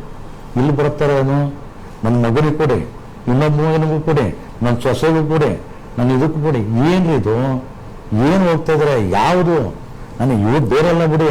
ಸಮಾಜವಾದಿ ವಾದಿ ವಾದಿ ಅನ್ಕೊಂಡಿದ್ದು ನಮ್ಗೆ ವ್ಯಾಧಿ ಆಗೋಯ್ತಲ್ಲ. ಇದು ಯಾರು ಕೊಟ್ಟು ಹೇಳೋದು ನಮ್ಮ ನೋವನ್ನ, ನಮ್ಮ ಕಷ್ಟನ? ನಾವು ದಿನಕ್ಕೇನೋ ನೆಲಕ್ಕೆ ಕಣ್ಣೀರು ಸೋರಿಸ್ಬೇಕಾಗಿದೆ. ಇವ್ರು ಅನ್ಕತೆ ನಮ್ಮ ಟೀಕೆ ಮಾಡ್ತಲ್ಲ, ನಮ್ಮ ನೋವು ಬೇಗುದೆ. ಅದೇ ಆ ಪಕ್ಷದಲ್ಲಿ ನನಗೆ ಇನ್ನೊಂದು ನೋಡಿ, ಅವತ್ತೆಲ್ಲ ಇದಕ್ಕೆ ಇಡೀ ಗಂಡನ ಕಳ್ಕೊಂಡಿರ್ತಾಳೆ ಪುಣ್ಯಾತ್ಕೀರ್ತಿ. ಇಡೀ ಭಾರತನ ಸುತ್ತಾಳೆ. ಸುತ್ತಿದ ಏಟಿಗೆನೆ ಈ ಮೂಲಭೂತಗಳು ನಮ್ಮವಳಲ್ಲ ಹಂಗಂದ್ರೆ ಪಾಪ ಅದು ತ್ಯಾಗ ಮಾಡಿಬಿಡ್ತಾರೆ ಸೋನಿಯಾ ಗಾಂಧಿಯವರು. ನನಗೆ ಆವಾಗ ಅವತ್ತು ಹತ್ತಿದ್ದೀನಿ, ನಾನು ನಿಜಕ್ಕೂ ಹತ್ತಿದ್ದೀನಿ. ಏನಪ್ಪ ಇದಕ್ಕಿದ್ ಮಾಡ್ತು ಅಂದಾಗ ಅವಳ ತ್ಯಾಗ ಭಾರತ ಪ್ರಕಾಶಿಸ್ತದೆ ಅಂತ ಅನ್ಕೊಂಡೆ ನಾನು. ನೆಕ್ಸ್ಟು ಏನಾರು ಅನ್ಕೊಳ್ಳಿ, ಈ ರಾಹುಲ್ ಗಾಂಧಿಗೆ ಅವಕಾಶ ಇತ್ತು ಉಪ ಪ್ರಧಾನಿ ಆಗ್ಬರುತ್ತೆ ನಾನು ಗಮನಿಸ್ದಂಗೆ. ಆರಿಕೆ ಅವನು ಒಂದು ಮಂತ್ರಿಗಿರಿನೂ ಆ ಕಾಲದಲ್ಲಿ ಪಡ್ಕೊಳ್ಳಿಲ್ಲ. ಅವತ್ತಿಗೂ ಆ ಗುಣ ನನಗೆ ಭಾರತ ಪ್ರಕಾಶಿಸ್ತದೆ ಅಂತ ಅನ್ನಿಸ್ತು. ಇನ್ನು ಅದೆಲ್ಲನೂ ಮೀರಿಸಿದ ಪುಣ್ಯಾತ್ಕೀರ್ತಿ ಅಂದರೆ ಅವ್ರ ಅಪ್ಪನ ನಳಿನಿ ಕೊಂದಿರ್ತಾಳೆ, ಕೊಯಂತೂರು ಜೈಲಲ್ಲಿ ಇರ್ತಾಳೆ ಆರಿಕೆ ಅಂತ. ಪ್ರಿಯಾಂಕಾ ಗಾಂಧಿ ಹೋಗಿ ಅವಳ ಹತ್ರ ಕಷ್ಟ ಸುಖ ಕೂತ್ಕೊಂಡು ಏನಂತ ಮಾತಾಡಿ ಅವಳೊಂದು ಮಗುನ ಗರ್ಭಿಣಿ ಆಗಿರ್ತಾಳೆ ಆರಿಕೆ ಅಂತ. ಅಯ್ಯೋ ಇದಕ್ಕೆ ಅಂತ ಈ ಮಗುವಿಗೆ ಇವಳಿಗೆ ಕ್ಷಮಾಪಣೆ ಕೊಡೋದು ಪ್ರಣಬ್ ಮುಖರ್ಜಿ ಕೊಟ್ಟ. ಯಾಕೆಂದರೆ ಆ ಮಗು ನನ್ನ ಅಪ್ಪನ ಕಾಣ್ತೀನಿ ಅಂತ ಹೇಳ್ತಾಳೆ. ಆ ಕ್ಷಮೆಯ ದರಿದ್ರಗುಣ ಭಾರತ ಪ್ರಕಾಶಿಸ್ತೇನೆ ಅಂತೀನಿ. ಈ ಮೂರು ಸ್ವಂತ ಗುಣ ಈಗ ನಮ್ಮ ರಾಜಕಾರಣಕ್ಕೆ ಕರ್ನಾಟಕ ರಾಜಕಾರಣಿಗಳಿಗಿದೆಯೋ, ಸಿದ್ದರಾಮಯ್ಯವ್ರಿಗಿದೆಯೋ? ಯಾಕೆ ನಾನು ಪ್ರೀತಿಸ್ತಾ ಇದ್ದೀನಿ, ಗೌರವಿಸ್ತಾ ಇದ್ದೀನಿ, ಹಂಬಲಿಸ್ತಾ ಇದ್ದೀನಿ, ಅವ್ರ ಬಗ್ಗೆ ದೈವ ಸ್ವರೂಪಿಯಾಗಿ ಕಂಡಿದ್ದೀನಿ. ನಾವು ಏನೋ ಕಷ್ಟ ಸುಖನ ದೇವ್ರು ಕೇಳ್ತೀವಿ. ನಿನ್ನ ಕಷ್ಟ ಸುಖ ಕೊಡೋಕೆ ನಾನು ಇದ್ದೀನಿ ಅಂದ್ರೆ, ನಿಮ್ಮನ್ನು ಹಾಳು ಮಾಡೋಕ್ಕೆ ನಾನು ಇದ್ದೀನಿ ಅಂತಂದ್ರೆ, ನೈತಿಕೆ ಅನ್ನೋದು ನಂಬಿಕೆ ಬೇರೋದು. ಅದು ಅರ್ಥನೇ ಆಗಲಿಲ್ಲ ಅಂತಂದ್ರೆ ಇವ್ರೇನಂತಾರೆ ನಮ್ಮನ್ನು ಬೈಯ ಕೊಟ್ಕೊಂಡಂಗೆ. ನಾನು ಬೈಯ ಕೊಟ್ಟಿಲ್ಲ. ಸಿದ್ದರಾಮಯ್ಯನವರು ಅವ್ರು ವೃತ್ತಿಲ್ದಲ್ಲಿದ್ದಾರೆ. ಅವ್ರು ಎಲ್ರಿಗಿಂತಲೂ ಹೆಚ್ಚಾಗಿ ಪುಣ್ಯಾತ್ಕಿತ್ತೆ. ಅವ್ರ ಮಿಸಸ್ ಕಂಡ್ರೆ ಪಾದ ಮುಕ್ಬೇಕು ಅನ್ನತ್ತಾನೆ. ಅವ್ರನ್ನ ಬೀದಿಗೆ ಎಳ್ಕೊಂಬಂದ್ರೆ ಇವರೇನೇ ಪಾಪ. ಅದು ಸಾಮಾನ್ಯರಲ್ಲಿ ಥರ ಹೋಗ್ತದೆ. ತನ್ನ ಪಾಡಿ ತಾನು ಯಾವ ಇನ್ಫ್ಲೂಯೆನ್ಸ್ ಇದ್ರೆ ಪೂಜೆಗೆ ಹೋಗ್ತದೆ, ಬಸ್ಸಲ್ಲಿ ಓಡಾಡ್ತಿರ್ತದೆ. ಅವ್ರನ್ನೂ ಈ ಸೈಟ್ ವ್ಯವಹಾರದಲ್ಲಿ ತಂದುಬಿಟ್ರತಿಗೆ ಮಗಾನು ಸೇರ್ಕೊಂಡು ಸಿದ್ದರಾಮಯ್ಯ ಸೇರ್ಕೊಂಡು ಅದೆಲ್ಲ ಅದು. ಯಾಕೆ ನನ್ನ ನಂಬಿಕೆ ಬೇರೆ ಅದಾಗಿತ್ತು ಅಂತ ತಿಳ್ಕೊಳಕ್ಕೆ ಹೋದಾಗ ಈಗ ಈ ಪ್ರಕಾರ ಎಷ್ಟು ಜನ ಭಾರತ ರಾಜಕಾರಣಿ ಒಳ್ಳೆ ವ್ಯಕ್ತಿಗಳು ಇರಲಿಲ್ವೇ? ಅವರೆಲ್ಲನೇ ಯಾಕೆ ಇವ್ರು ನೆನ್ಕೊಳ್ಳೋದಿಲ್ಲ ಅಂತ. ಕರಿಯಪ್ಪನವ್ರು ಇರಲಿಲ್ವೇ ಒಳ್ಳೆ ವ್ಯಕ್ತಿಗಳು? ನಾನು ಸಾಕ್ಷಿ ಪ್ರಜ್ಞೆ. ನಾನು ಅದೇ ಕಾಲೇಜಲ್ಲಿ ಓದಿದ್ದೀನಿ, ನಾನು ಸಾಕ್ಷಿ ಪ್ರಜ್ಞೆ. ಅವರು ನನಗೆ ಯಾಕಂದ್ರೆ ಮಂತ್ರಿಗಿರೇ ನಾನು ಇಲ್ಲಿಗೆ ಜೋಸಿ ಮಾಡಿಕೊಂಡು ಇನ್ನೆಲ್ಲ ಇಂಪ್ರೂವ್ ಮಾಡ್ಕೊಂತ ಬೇರೇನು ಬೇಕಾದ್ರೆ ಕೂಡ ನಾನು ಇಲ್ಲಿ ಮಾಡೋ ಕೆಲಸದೇ ಅಂತ ಹೇಳ್ತಾರೆ. ಆ ತನಗಳು ನಾನು ಹುಡುಕ್ತಾ ಇರ್ತೀವಿ. ಎಂ ಚಂದ್ರಶೇಖರ್ ಇರಲಿಲ್ವೇ? ಅದಕ್ಕಿಂತ ಸಿರಿವಂತರು ಕಿತ್ತರೂ ಸಾಲವಾಗಿ ಬದುಕಿರೋಂಥ ಮನುಷ್ಯ. ಲಕ್ಷ್ಮೀ ಸರ್ 20-30 ಒಂದು ರೂಮಲ್ಲಿ ಬಾಡಿಗೆ ಮನೆ ಮಾಡ್ಕೊಂಡಿರ್ಲಿಲ್ವೇ? ಈ ಹಳೆ ತಲೆಮಾರುಗಳನ್ನ ಸಿದ್ದರಾಮಯ್ಯನವ್ರಿಗೆ ಒಡ್ನಾಡಿಗಳು ಅವ್ರನ್ನ ಯಾಕೆ ನೆನಪು ಮಾಡ್ಕೊತಲ್ಲ? ಅವರು ನೆನಪು ಮಾಡ್ಕೊಳ್ಳಿ. ನಿಮ್ಮ ಹಳೆ ತಲೆಮಾರು ಅವಾಗ ಸತ್ಯಕ್ಕೆ, ನ್ಯಾಯಕ್ಕೆ, ತನಕ್ಕೆ ಬೆಲೆ ಇತ್ತು. ಇವತ್ತು 100 ಕಾಸಿನ ಬೆಲೆ ಇಲ್ಲ. ದುಡ್ಡು ಮಾಡ್ತೀಯಾ, ಜಾತಿ ಮಾಡ್ತೀಯಾ? ಎಂಡ ಮತ್ತು ಜಾತಿ ಇವು ನಮ್ಮನ್ನು ಆಳ್ತಾರೆ. ಇದಾದಾಗ ಎಲ್ಲಿಗೆ ಅಂತಂದ್ರೆ ಇಂಥ ಸಂದರ್ಭ ಏನಂತಾರೆ, ಇಂಥ ಸಂವಾದಗಳು, ಇಂಥ ಚರ್ಚೆಗಳು ನಡೆದಕ್ಕದೆ ನಾವೇನಂತಾರೆ ಆ ಒಳ್ಳೆ ರಾಜಕಾರಣ ತುಂಬ ಇದ್ದಾರೆ. ತುಂಬ ಜನ ಆ ಥರ ಒಂದಲ್ಲ ಎರಡಲ್ಲ. ಆ ಒಳ್ಳೆಯರನ್ನ ನೀವುಗಳು ಅಂತಂದರೆ ಮುನ್ನೆಲೆ ತರಬೇಕಾಗಿದೆ. ನಮ್ಮ ನಿರಾಶವಾದಿಲ್ಲ. ಇನ್ನೂ ತುಡಿತಲೇ ಇರ್ತೀವಿ, ಮುಡಿತಲೇ ಇರ್ತೀವಿ. ನಮ್ಗೆ ಹೆಂಗೆ ಅಂತಾರೆ ಕಡು ಕೇಡಿಗಳನ್ನು ಒಳ್ಳೆಯವ್ರನ್ನು ಮಾಡಬೇಕು ಅಂತ ನಾವು ಹಂಬಲಿಸ್ತಲೇ ಇರ್ತೀವಿ. ಅವನು ರೂಪಾಂತರಿಸ್ಬೇಕು, ಒಳ್ಳೆದಾಗಿ ಗಟ್ಟಿಸ್ಬೇಕು ಅನ್ನೋಂಗೆ. ಆ ಥರದ ಮುಂದಿನ ಕಾಲಕ್ಕೆ ನಾನು ಭಾಳ ಭರವಸೆ ಇಟ್ಕೊಂಡಿದ್ದೀನಿ. ನನ್ನ ಮಾತುಗಳು ಅವ್ರಿಗೆ ಕಿವಿತಾಗ್ತವೆ. ಅವ್ರ ಅಪ್ಪಟ ಒಳ್ಳೆ ಮನುಷ್ಯರಾಗ್ತಾರೆ. ಆ ಸ್ವಂತಿಗೆ ಇಟ್ಕೊಂಡು ಎಲ್ಲ ಅವರು ಜೀರೋ ಬರಲಿ, ನಾನು ಜೀರೋ ಬರಲಿ. ಅವರು ಇರೋ ಆಸ್ತಿ ಕಳ್ಕೊಂಡ್ಬಿಡ್ಲಿ, ನಾನು ಇರೋ ಆಸ್ತಿ ಕಳ್ಕೊತೀನಿ. ಮತ್ತೆ ಭೂಮಿ ಹುಟ್ಟೋಣ, ಸಿದ್ಧಾರ್ಥ ಮಾಡಿ ಇಂಥ ಯಾವ ರಾಜಕಾರಣಿಗೂ ನಾನು ಸವಾಲು ಹಾಕೋಬಿಡಿ. ಬನ್ನಿ ಜೀರೋಯಿಂದ ಕಟ್ಟೋಣ. ಎಲ್ಲವ ಸುಮ್ಮನೆ ನಾವು ಹೇಳ್ತೀವಿ ಅಂತ ಇಟ್ಕೇನೆ ಯಾಕಿದು ಜನಮಾನ ದಯಮಾಡಿ ಶಾಂತಿ ಕೊಟ್ರು ಅಂದ್ಕೊಳ್ಳಿ. ನಿಮ್ಗೆ ಅವ್ರ ಜೊತೆ ಒಡನಾಟ ಇದ್ರೆ ಅವ್ರು ನೆನಪು ಮಾಡಿಕೊಂಡು ಸಾಕು. ನಾವು ಎಷ್ಟು ಅಂತ ನನಗೆ ಆ ಸ್ವಂತಿಗೆ ಇಟ್ಕೊಳ್ಳಿ ಅಂತ ಹೇಳ್ತಲ್ಲ. ಯಾಕೆಂದ್ರೆ ರಾಜಕಾರಣ ಕಲೆಯಂತೆ, ರಾಜಕಾರಣಿ ಕವಿಯಂತೆ, ಜೀವ ಪ್ರೇಮದ ಅನಂತ ಸೃಷ್ಟಿಯು ರಾಜಕಾರಣದ ಗುರಿಯಂತೆ, ಸ್ವಾರ್ಥದಾಚೆಗೂ ಯೋಚಿಸುವ ಶ್ರಮದ ಕಾಯಕ ನೆಲೆಯಂತೆ ಆ ರಾಜಕಾರಣದ ನಾವು ನಿಜವಾಗಿ ಅರ್ಥೈಸ್ಕೊಂಡು ಅದ್ರ ಮೂಲಕ ಬೇರೆ ಬೇರೆ ಕ್ಷೇತ್ರಗಳಿಗೆ ನಾವು ಸ್ವಂತಿಗೆ ಕೊಟ್ಟು ಜೀವನ ಅರಳಿಸ್ಬೇಕು. ಪ್ರೇಮದ ಒಂದು ಕಾಂತಿ ಆಗಬೇಕು. ಅದ್ರ ಮೂಲಕ ಜನಜೀವನವನ್ನು ಬೆಳೆಸಬೇಕು ಅಂತ ಅದಕ್ಕೋಸ್ಕರ ಸದಾ ಹಂಬಲಿಸ್ತಾನೆ. ಆ ಸಾಕ್ಷಿ ಪ್ರಜ್ಞೆಗಳು ಇವತ್ತು ಅವರು ಮೂಲೆ ಗುಂಪಾಗಿರ್ಬೋದು ಅಥವಾ ಈ ಲೋಕದಿಂದ ಬಿಟ್ಟು ಹೋಗಿರ್ಬೋದು, ಅವ್ರು ಅಲ್ಲಿ ನಿಂತ್ಕೊಂಡು ಹಾರೈಸ್ತಾ ಇರ್ತಾರೆ, ಕಾಡ್ತಾ ಇರ್ತಾರೆ. ಅಂಥ ರಾಜಕಾರಣಿಗಳು ನೆನೆಸ್ಕೊಳ್ಳೋಣ, ಅಂಥ ಸಾಹಿತ್ಯಗಳು ನೆನೆಸ್ಕೊಳ್ಳೋಣ. ಅವ್ರ ಬದುಕಿನ ಎಲ್ಲ ಸ್ತರಗಳಲ್ಲೂ ಮಾಡ್ಕೊಳ್ಳೋಂತ ನನಗೆ ಅನ್ನಿಸ್ತದಮ್ಮ. ಅದು ತುಂಬ ಜನ ಇದ್ದಾರೆ ಅಂಥ ಸಾಕ್ಷಿ ಪ್ರಜ್ಞೆಗಳು. ಆದರೆ ಈ ಕಾಲದಲ್ಲಿ ದುರ್ಬಿನ್ನ ಹಾಕೊಂಡು ಹುಡುಕ್ಬೇಕು, ಒಳ್ಳೆನು ಯಾರು ಒಳ್ಳೆನು. ಯಾಕೆಂದರೆ ಇಲ್ಲೇ ನೋಡಿ, ಎರಡು ದೈತ್ಯ ಪಕ್ಷಗಳು ಮತ್ತು ಆಮ್ ಆದ್ಮಿ ಬಿಟ್ಕೊಂಡಾಟಿಗೆ ನಾನು ಎಷ್ಟು ಕುಣಿದು ಕುಪ್ಪಳಿಸ್ತೆ, ನನ್ನ ಕಣ್ಣು ಮುಂದೆ ಅದು ಕರಗೋಗ್ಬಿಡ್ತು. ಇದು ಯಾಕೆ ಹಿಂಗೆ? ಆಮೇಲೆ ಒಳ್ಳೆಯವರು ವೈಯಕ್ತಿಕವಾಗಿ ಬರ್ತೀನಿ, ಅವ್ರಿಗೆ ಅವಕಾಶನೇ ಕೊಡಲ್ಲ. ಆ ಇಂಡಿವಿಜುವಲಿಟಿ ಪಾರ್ಟಿಸಿಪೇಷನ್ಗೂ ಒಂದು ಅವಕಾಶ ಸಿಗಬೇಕು, ಅವ್ರ ಜನ ಆತ್ಕೊಳ್ಬೇಕು, ನಾವು ಹೊಸತನಕ್ಕೆ ಒಂದು ಕಟ್ಟಬೇಕು. ಯಾಕಂದರೆ ನೋಡಿ, ನಾನು ಇಷ್ಟೆಲ್ಲ ಇರ್ಬೇಕಾದ್ರೆ ಒಂದು ಮಾತು ಹೇಳ್ತೀನಿ, ಆ ರೈತ ಸಮುದಾಯನೇ ಮಾಡ್ಕೊಂಡು ನನಗೆ ಮುಂಚೆ ಈ ಸಮಯ ಇದೆಯಲ್ಲ ಗೊತ್ತಿಲ್ಲ, ನನಗೆ ಎಲ್ಲರಿಂದ ಹೊಸತ್ತಾಗಿ ಕಡೆಗೆ ಕಡೆಗೆ ಹೋದೆ. ಯಾಕಂದರೆ ಎಲ್ಲ ಉದ್ದೇಶದಲ್ಲೂ ನಾನು ಏನಂತಂದರೆ, ಈ ರೈತಾಪಿ ಹಿನ್ನೆಲೆ ಬಂದಿರೋರು ಇವಾಗ ರೈತನ ಮರಿತಾ ಇದ್ದಾರೆ. ನೀವು ಇಷ್ಟೆಲ್ಲ ರಾಜಕೀಯ ಹಿನ್ನೆಲೆಯನ್ನು ಗಮನಿಸ್ಕೊಂಡು ಬಂದಿದ್ದೀರಾ. ಆದರೆ ಇತ್ತೀಚೆಗಷ್ಟೇ ಒಂದು 4-5 ದಿನದ ಹಿಂದೆ ಬೆಳಗಾವಿಯಲ್ಲಿ ಏನು ಚಳಿಗಾಲದ ಅಧಿವೇಶನ ನಡೀತಾ ಇತ್ತು ಸುವರ್ಣಸೌಧದಲ್ಲಿ, ಅಲ್ಲಿ ಲಕ್ಷ್ಮೀ ಹೆಬ್ಬಾಳ್ಕರ್ ಮತ್ತು CT ರವಿಯವರ ನಡುವೆ ಒಂದಷ್ಟು ಮಾತುಕತೆ ಆಗುತ್ತೆ. ಅದು ದೊಡ್ಡ ಭಾರಿ ಚರ್ಚೆಗೆ ಕಾರಣ ಆಗೋಗುತ್ತೆ ಆ ಒಂದಷ್ಟು ಮಾತುಕತೆಗಳು. ಅದ್ರ ಬಗ್ಗೆ ಏನು ಹೇಳ್ತೀರಾ ಸರ್, ಇತ್ತೀಚೆಗೆ ಆಗ್ತಾ ಇರುವಂಥ ಈ ಒಂದು ಬೆಳವಣಿಗೆಗಳು? ನಾನು ಖಂಡಿತವೂ ಹೇಳ್ತೀನಲ್ಲ, ಸದನದಲ್ಲಿ ಆ ನನಗೆ ಮಾತಾಡಿದರೆ ಅದು ಅಕ್ಷಮ್ಯ ಅಪರಾಧ. ಮಾತಾಡಿದ್ದು ನಿಜ ಆಗಿದೆ, ರವಿ ಅವ್ರದ್ದು ಅಕ್ಷಮ್ಯ ಅಪರಾಧ. ಅದನ್ನು ಸದನದಲ್ಲೇ ತೀರಿಸ್ಕೊಳ್ಬೋದಾಯಿತು. ಹಕ್ಕುಚ್ಯುತಿನ ನನಗೆ ಅನಿಸಿದ್ದೇನೆಂದ್ರೆ ಸದನದಲ್ಲೇ ತೀರಿಸ್ಕೊಳ್ಬೋದಾಯಿತು. ಇದನ್ನ ಯಾಕೆ ಇನ್ನೊಂದು ಥರದಲ್ಲಿ ಕಾಂಗ್ರೆಸ್ ಅವ್ರು ಮಾಡಿದ್ರು ಅಂತ ನಂಗೆ ಅರ್ಥ ಆಗಿಲ್ಲ. ಯಾಕೆ ಸಭಾಧ್ಯಕ್ಷರಿಗೆ ತಕ್ಷಣಕ್ಕೆ ಅವ್ರದ್ದೇ ಬಹುಮತ ಇತ್ತು, ಹಕ್ಕುಚ್ಯುತಿನ ಅಲ್ಲೇ ಮಂಡಿಸ್ಬಿಡ್ಬೋದಾಯಿತು. ಅಲ್ಲೇನು ವಿಡಿಯೋ ದಾಖಲೆ ಏನಿದೆ, ಆಡಿಯೋ ದಾಖಲೆ ಏನಿದೆ, ಅದು ಮಾತಾಡಿತ್ತು ಮಾತ್ರ ಅಕ್ಷಮ್ಯ ಅಪರಾಧ. ಅದೇನೇ ಹೇಳಿ, ಅದು ನಮ್ಗೆ ಮಾತಾಡೋ ಹಕ್ಕಿಲ್ಲ ಅದು. ಆಮೇಲೆ ಅದು ಅವ್ರದ್ದೇ ಸರ್ಕಾರ ಇತ್ತಲ್ಲ, ಅಲ್ಲಿ ಒಂದು ಹಕ್ಕುಚ್ಯುತಿ ತಂದ್ಬಿಟ್ಟು ಅಲ್ಲೇ ಮುಗಿಸ್ಬಿಡ್ಬೋದಾಯ್ತಲ್ಲ. ಇವ್ರನ್ನ ಒಂದೇ ಸಲಕ್ಕೆ ನಿರ್ಣಯಕ್ಕೆ ಹಾಕೋದು, ಅದಾದ್ಮೇಲೆ ಇವ್ರನ್ನೇನೋ ಕರ್ಕೊಂಡು ಇದು ಏನು ನಡೀತದೆ ಅಂತಲೇ ಗೊತ್ತಾಗ್ತಲ್ಲ. ಆಮೇಲೆ ಇನ್ನೊಂದು ನೋಡಿ, ಇವರು ಬೆಳಿಗ್ಗೆ ಪೀಳಿತ ಅವರನ್ನ ಆರಿಸ್ತಾರೆ, ರಾತ್ರಿ ಅವುಗಳತ್ತ ಕವಣಕಲ್ಲಿ ಹೊಡಿತಾರೆ. ನಾವು ಅನ್ಕೊಳ್ತೀವಿ ಇವ್ರು ಕಿತ್ತಾಡ್ತಾರೆ ಅಂತ. ಅವ್ರು ಎಲ್ಲಿ ಸೇರ್ಬೇಕು ಅಲ್ಲಿ ಸೇರಿರ್ತಾರೆ. ನಾನು ಈ ಆಟಗಳನ್ನ ನೋಡಿದ್ದೀನಿ, ಇವ್ರದೆಲ್ಲ ಮಾತುಗಳನ್ನ ನೋಡಿದ್ದೀನಿ. ನಾನೇನಂತಾರೆ, ಯಾವುದಲ್ಲಿ ಹೆಣ್ಣಿಗೆ ಒಂದು ತನ ಇದೆ, ಅಂದಾಗ ಗೌರವಿಸ್ಬೇಕು ಅದನ್ನ. ನೀನು ಆ ಥರದ್ದು ನಿನ್ಗೆ ಅದಲ್ವೇ ಅಲ್ಲ. ಅದು ಆ ಮಾತು ನಾನು ಒಪ್ಪೋದು ಇಲ್ಲ, ಇದು ಇಲ್ಲ. ತಪ್ಪೇನೆ. ಅದು ಮಾತಾಡಿತ್ತು ಅಂದ್ರೆ ಅಕ್ಷಮ್ಯ ಅಪರಾಧ, ಅದಕ್ಕೆ ಕ್ಷಮೆ ಇಲ್ಲ. ತಪ್ಪಾಯ್ತು ಅಂತ ಕೇಳ್ಕೊಂಡು ರೈತದಕ್ಕೆ ಅಂತ ಹೋಗಿ ಇದು ಮಾಡ್ಕೊಳ್ಳೋದು ನಾನು ಅರ್ಬೇಕಲ್ಲ. ನಾನು ಯಾಕೆಂದರೆ ಅದು ಎಷ್ಟರ ಇಟ್ಕೊಳ್ಳಿ, ಅದು ತಪ್ಪನೆ. ಆದರೆ ಒಂದೇನಂತಂದ್ರೆ, ನಮ್ಮ ಎಲ್ಲರ ಬದುಕಿನ ಜೀವನ ರೈತನ ಕುರಿತಾನೆ ಯಾವನು ಯೋಚನೆ ಮಾಡ್ತಾ ಇಲ್ಲ. ಅವ್ರ ತೀಟೆ, ಅವ್ರ ತೋಳು, ಇವ್ರದಕ್ಕೆ ಸುಮ್ಮನೆ ನೀನು ಕೆಸರಾಡು, ಅವ್ರ ಕೆಸರಾಡು. ನಮ್ಮ ದೇಶದಲ್ಲಿ ಬಹಳ ದೊಡ್ಡ ಮನುಷ್ಯ ಯಾರು? ಈ ರಾಷ್ಟ್ರಪತಿನೇ, ಪ್ರಧಾನಮಂತ್ರಿನೇ, IAS ಆಫೀಸರ್ಸ್, IPS ಆಫೀಸರ್, ಮುಖ್ಯಮಂತ್ರಿಗಳೇ, ಉಪಮುಖ್ಯಮಂತ್ರಿಗಳೇ, ಸಾಧುಗಳೇ, ಸನ್ಯಾಸಿಗಳೇ, ಜಗದ್ಗುರುಗಳೇ, ತತ್ವಜ್ಞಾನಿಗಳೇ, ಯಾರು ದೊಡ್ಡ ಮನುಷ್ಯರು? ರೈತ. ಇವರೆಲ್ಲರಿಗೂ ಮಹಾಗುರು. ಯಾವುದೋ ಒಂದು ಹಳ್ಳಿ ಮನೆಯಲ್ಲಿ ಗೇಮಿಂಗ್ ಮಾಡಿಕೊಂಡು ಬೆವರ ಕಣ್ಣೀರನ್ನೇ ಹರಿಸ್ತಾ ರಕ್ತ ಕಂಡು ನಮ್ಮ ಹೊಟ್ಟೆಗೆ ತುಡಿತಾನ ಎಲ್ಲರೆಲ್ಲರ ಭಗವಂತ ದೈವ. ಅವನ ಬದುಕಿನ ಇವತ್ತು ಮೂರಾಬಟ್ಟೆ ಆಗೋಗಿದೆ, ಆತ್ಮಹತ್ಯೆ ಆಡಿದ್ದಾನೆ. ರೈತ ಆತ್ಮಹತ್ಯೆ ಹಿಡಿದ ಅಂದರೆ ಅವನು ಭಾಳ ಬೆಳಗ್ದ ಅಂದರೆ ಭಾರತ ಪ್ರಕಾಶಿಸ್ತದೆ, ಕರ್ನಾಟಕ ಬೆಳಗ್ತದೆ. ಅವನ ಆತ್ಮಹತ್ಯೆಯನ್ನು ಹಿಂಗೆ ಮುಂದುವರಿಸ್ಕೊಂಡು ಹೋದಂದ್ರೆ ನಿರಂತರವಾಗಿ ಏನಾರಾಯ್ತು ಅಂದರೆ ಕರ್ನಾಟಕನೂ ಸಾಯ್ತದೆ, ಭಾರತನೂ ಸಾಯ್ತದೆ. ನಾವು ಅದನ್ನು ಅರ್ಥ ಮಾಡಿಕೊಂಡು, ನಮ್ಮ ದುರಂತ ಏನಂದರೆ ರೈತ ಸಮುದಾಯದ ಬಂದನು ರೈತನ ಮರಿತಾನೆ. ಸವಲತ್ತುಗಳು ಸಿಕ್ತೇಟಿಗೆ, ಸೌಕರ್ಯಗಳು ಸಿಕ್ತೇಟಿಗೆ ಮರೀತದೆ. ಆ ನಿಟ್ಟಲ್ಲಿ ರೈತನ ಉಳಿಸ್ಕೊಳ್ಳೋಂಥದ್ದು ರಾಜಕಾರಣ ನಮಗೆ ಬೇಕಾಗಿದೆ. ಅದು ಕಾಯ ವಾಚ ಅವನ್ನ ಉಳಿಸ್ಕೋಬೇಕು. ಆ ರಾಜಕಾರಣಕ್ಕೋಸ್ಕರ ಹಂಬಲಿಸ್ತಾ ಇರ್ತೀವಿ. ಅದು ಭರವಸೆ, ಮುಂದೆಲ್ಲ ಒಳ್ಳೆಯ ಜನಗಳು ಬರ್ತವೆ ಅಂತ. ಇದೀಗ ಸಾಕ್ಷ್ಯ ಪ್ರಜ್ಞಾ ಕಲಾಪವನ್ನ ಮುಂದಿನ ಸಂಚಿಕೆಯಲ್ಲಿ ಮುಂದುವರಿಸೋಣ. ನಮ್ಮ ಜೊತೆ ನಾಗತಿಹಳ್ಳಿ ರಮೇಶ್ ಅವರು ಇರ್ತಾರೆ. ಹೂವನ್ನು ಮುಚ್ಚಿಡಬಹುದು, ಕಂಪನು ಬಚ್ಚಿಡಬಹುದೇ, ಮುತ್ತನು ಮುಚ್ಚಿಡಬಹುದು, ನಾಚಿಕೆ ಬಚ್ಚಿಡಬಹುದೇ. ಹೂವನ್ನು ಮುಚ್ಚಿಡಬಹುದು, ಕಂಪನು ಬಚ್ಚಿಡಬಹುದೇ, ದೀಪವ ಮುಚ್ಚಿಡಬಹುದು, ಸೂರ್ಯನ ಬಚ್ಚಿಡಬಹುದೇ.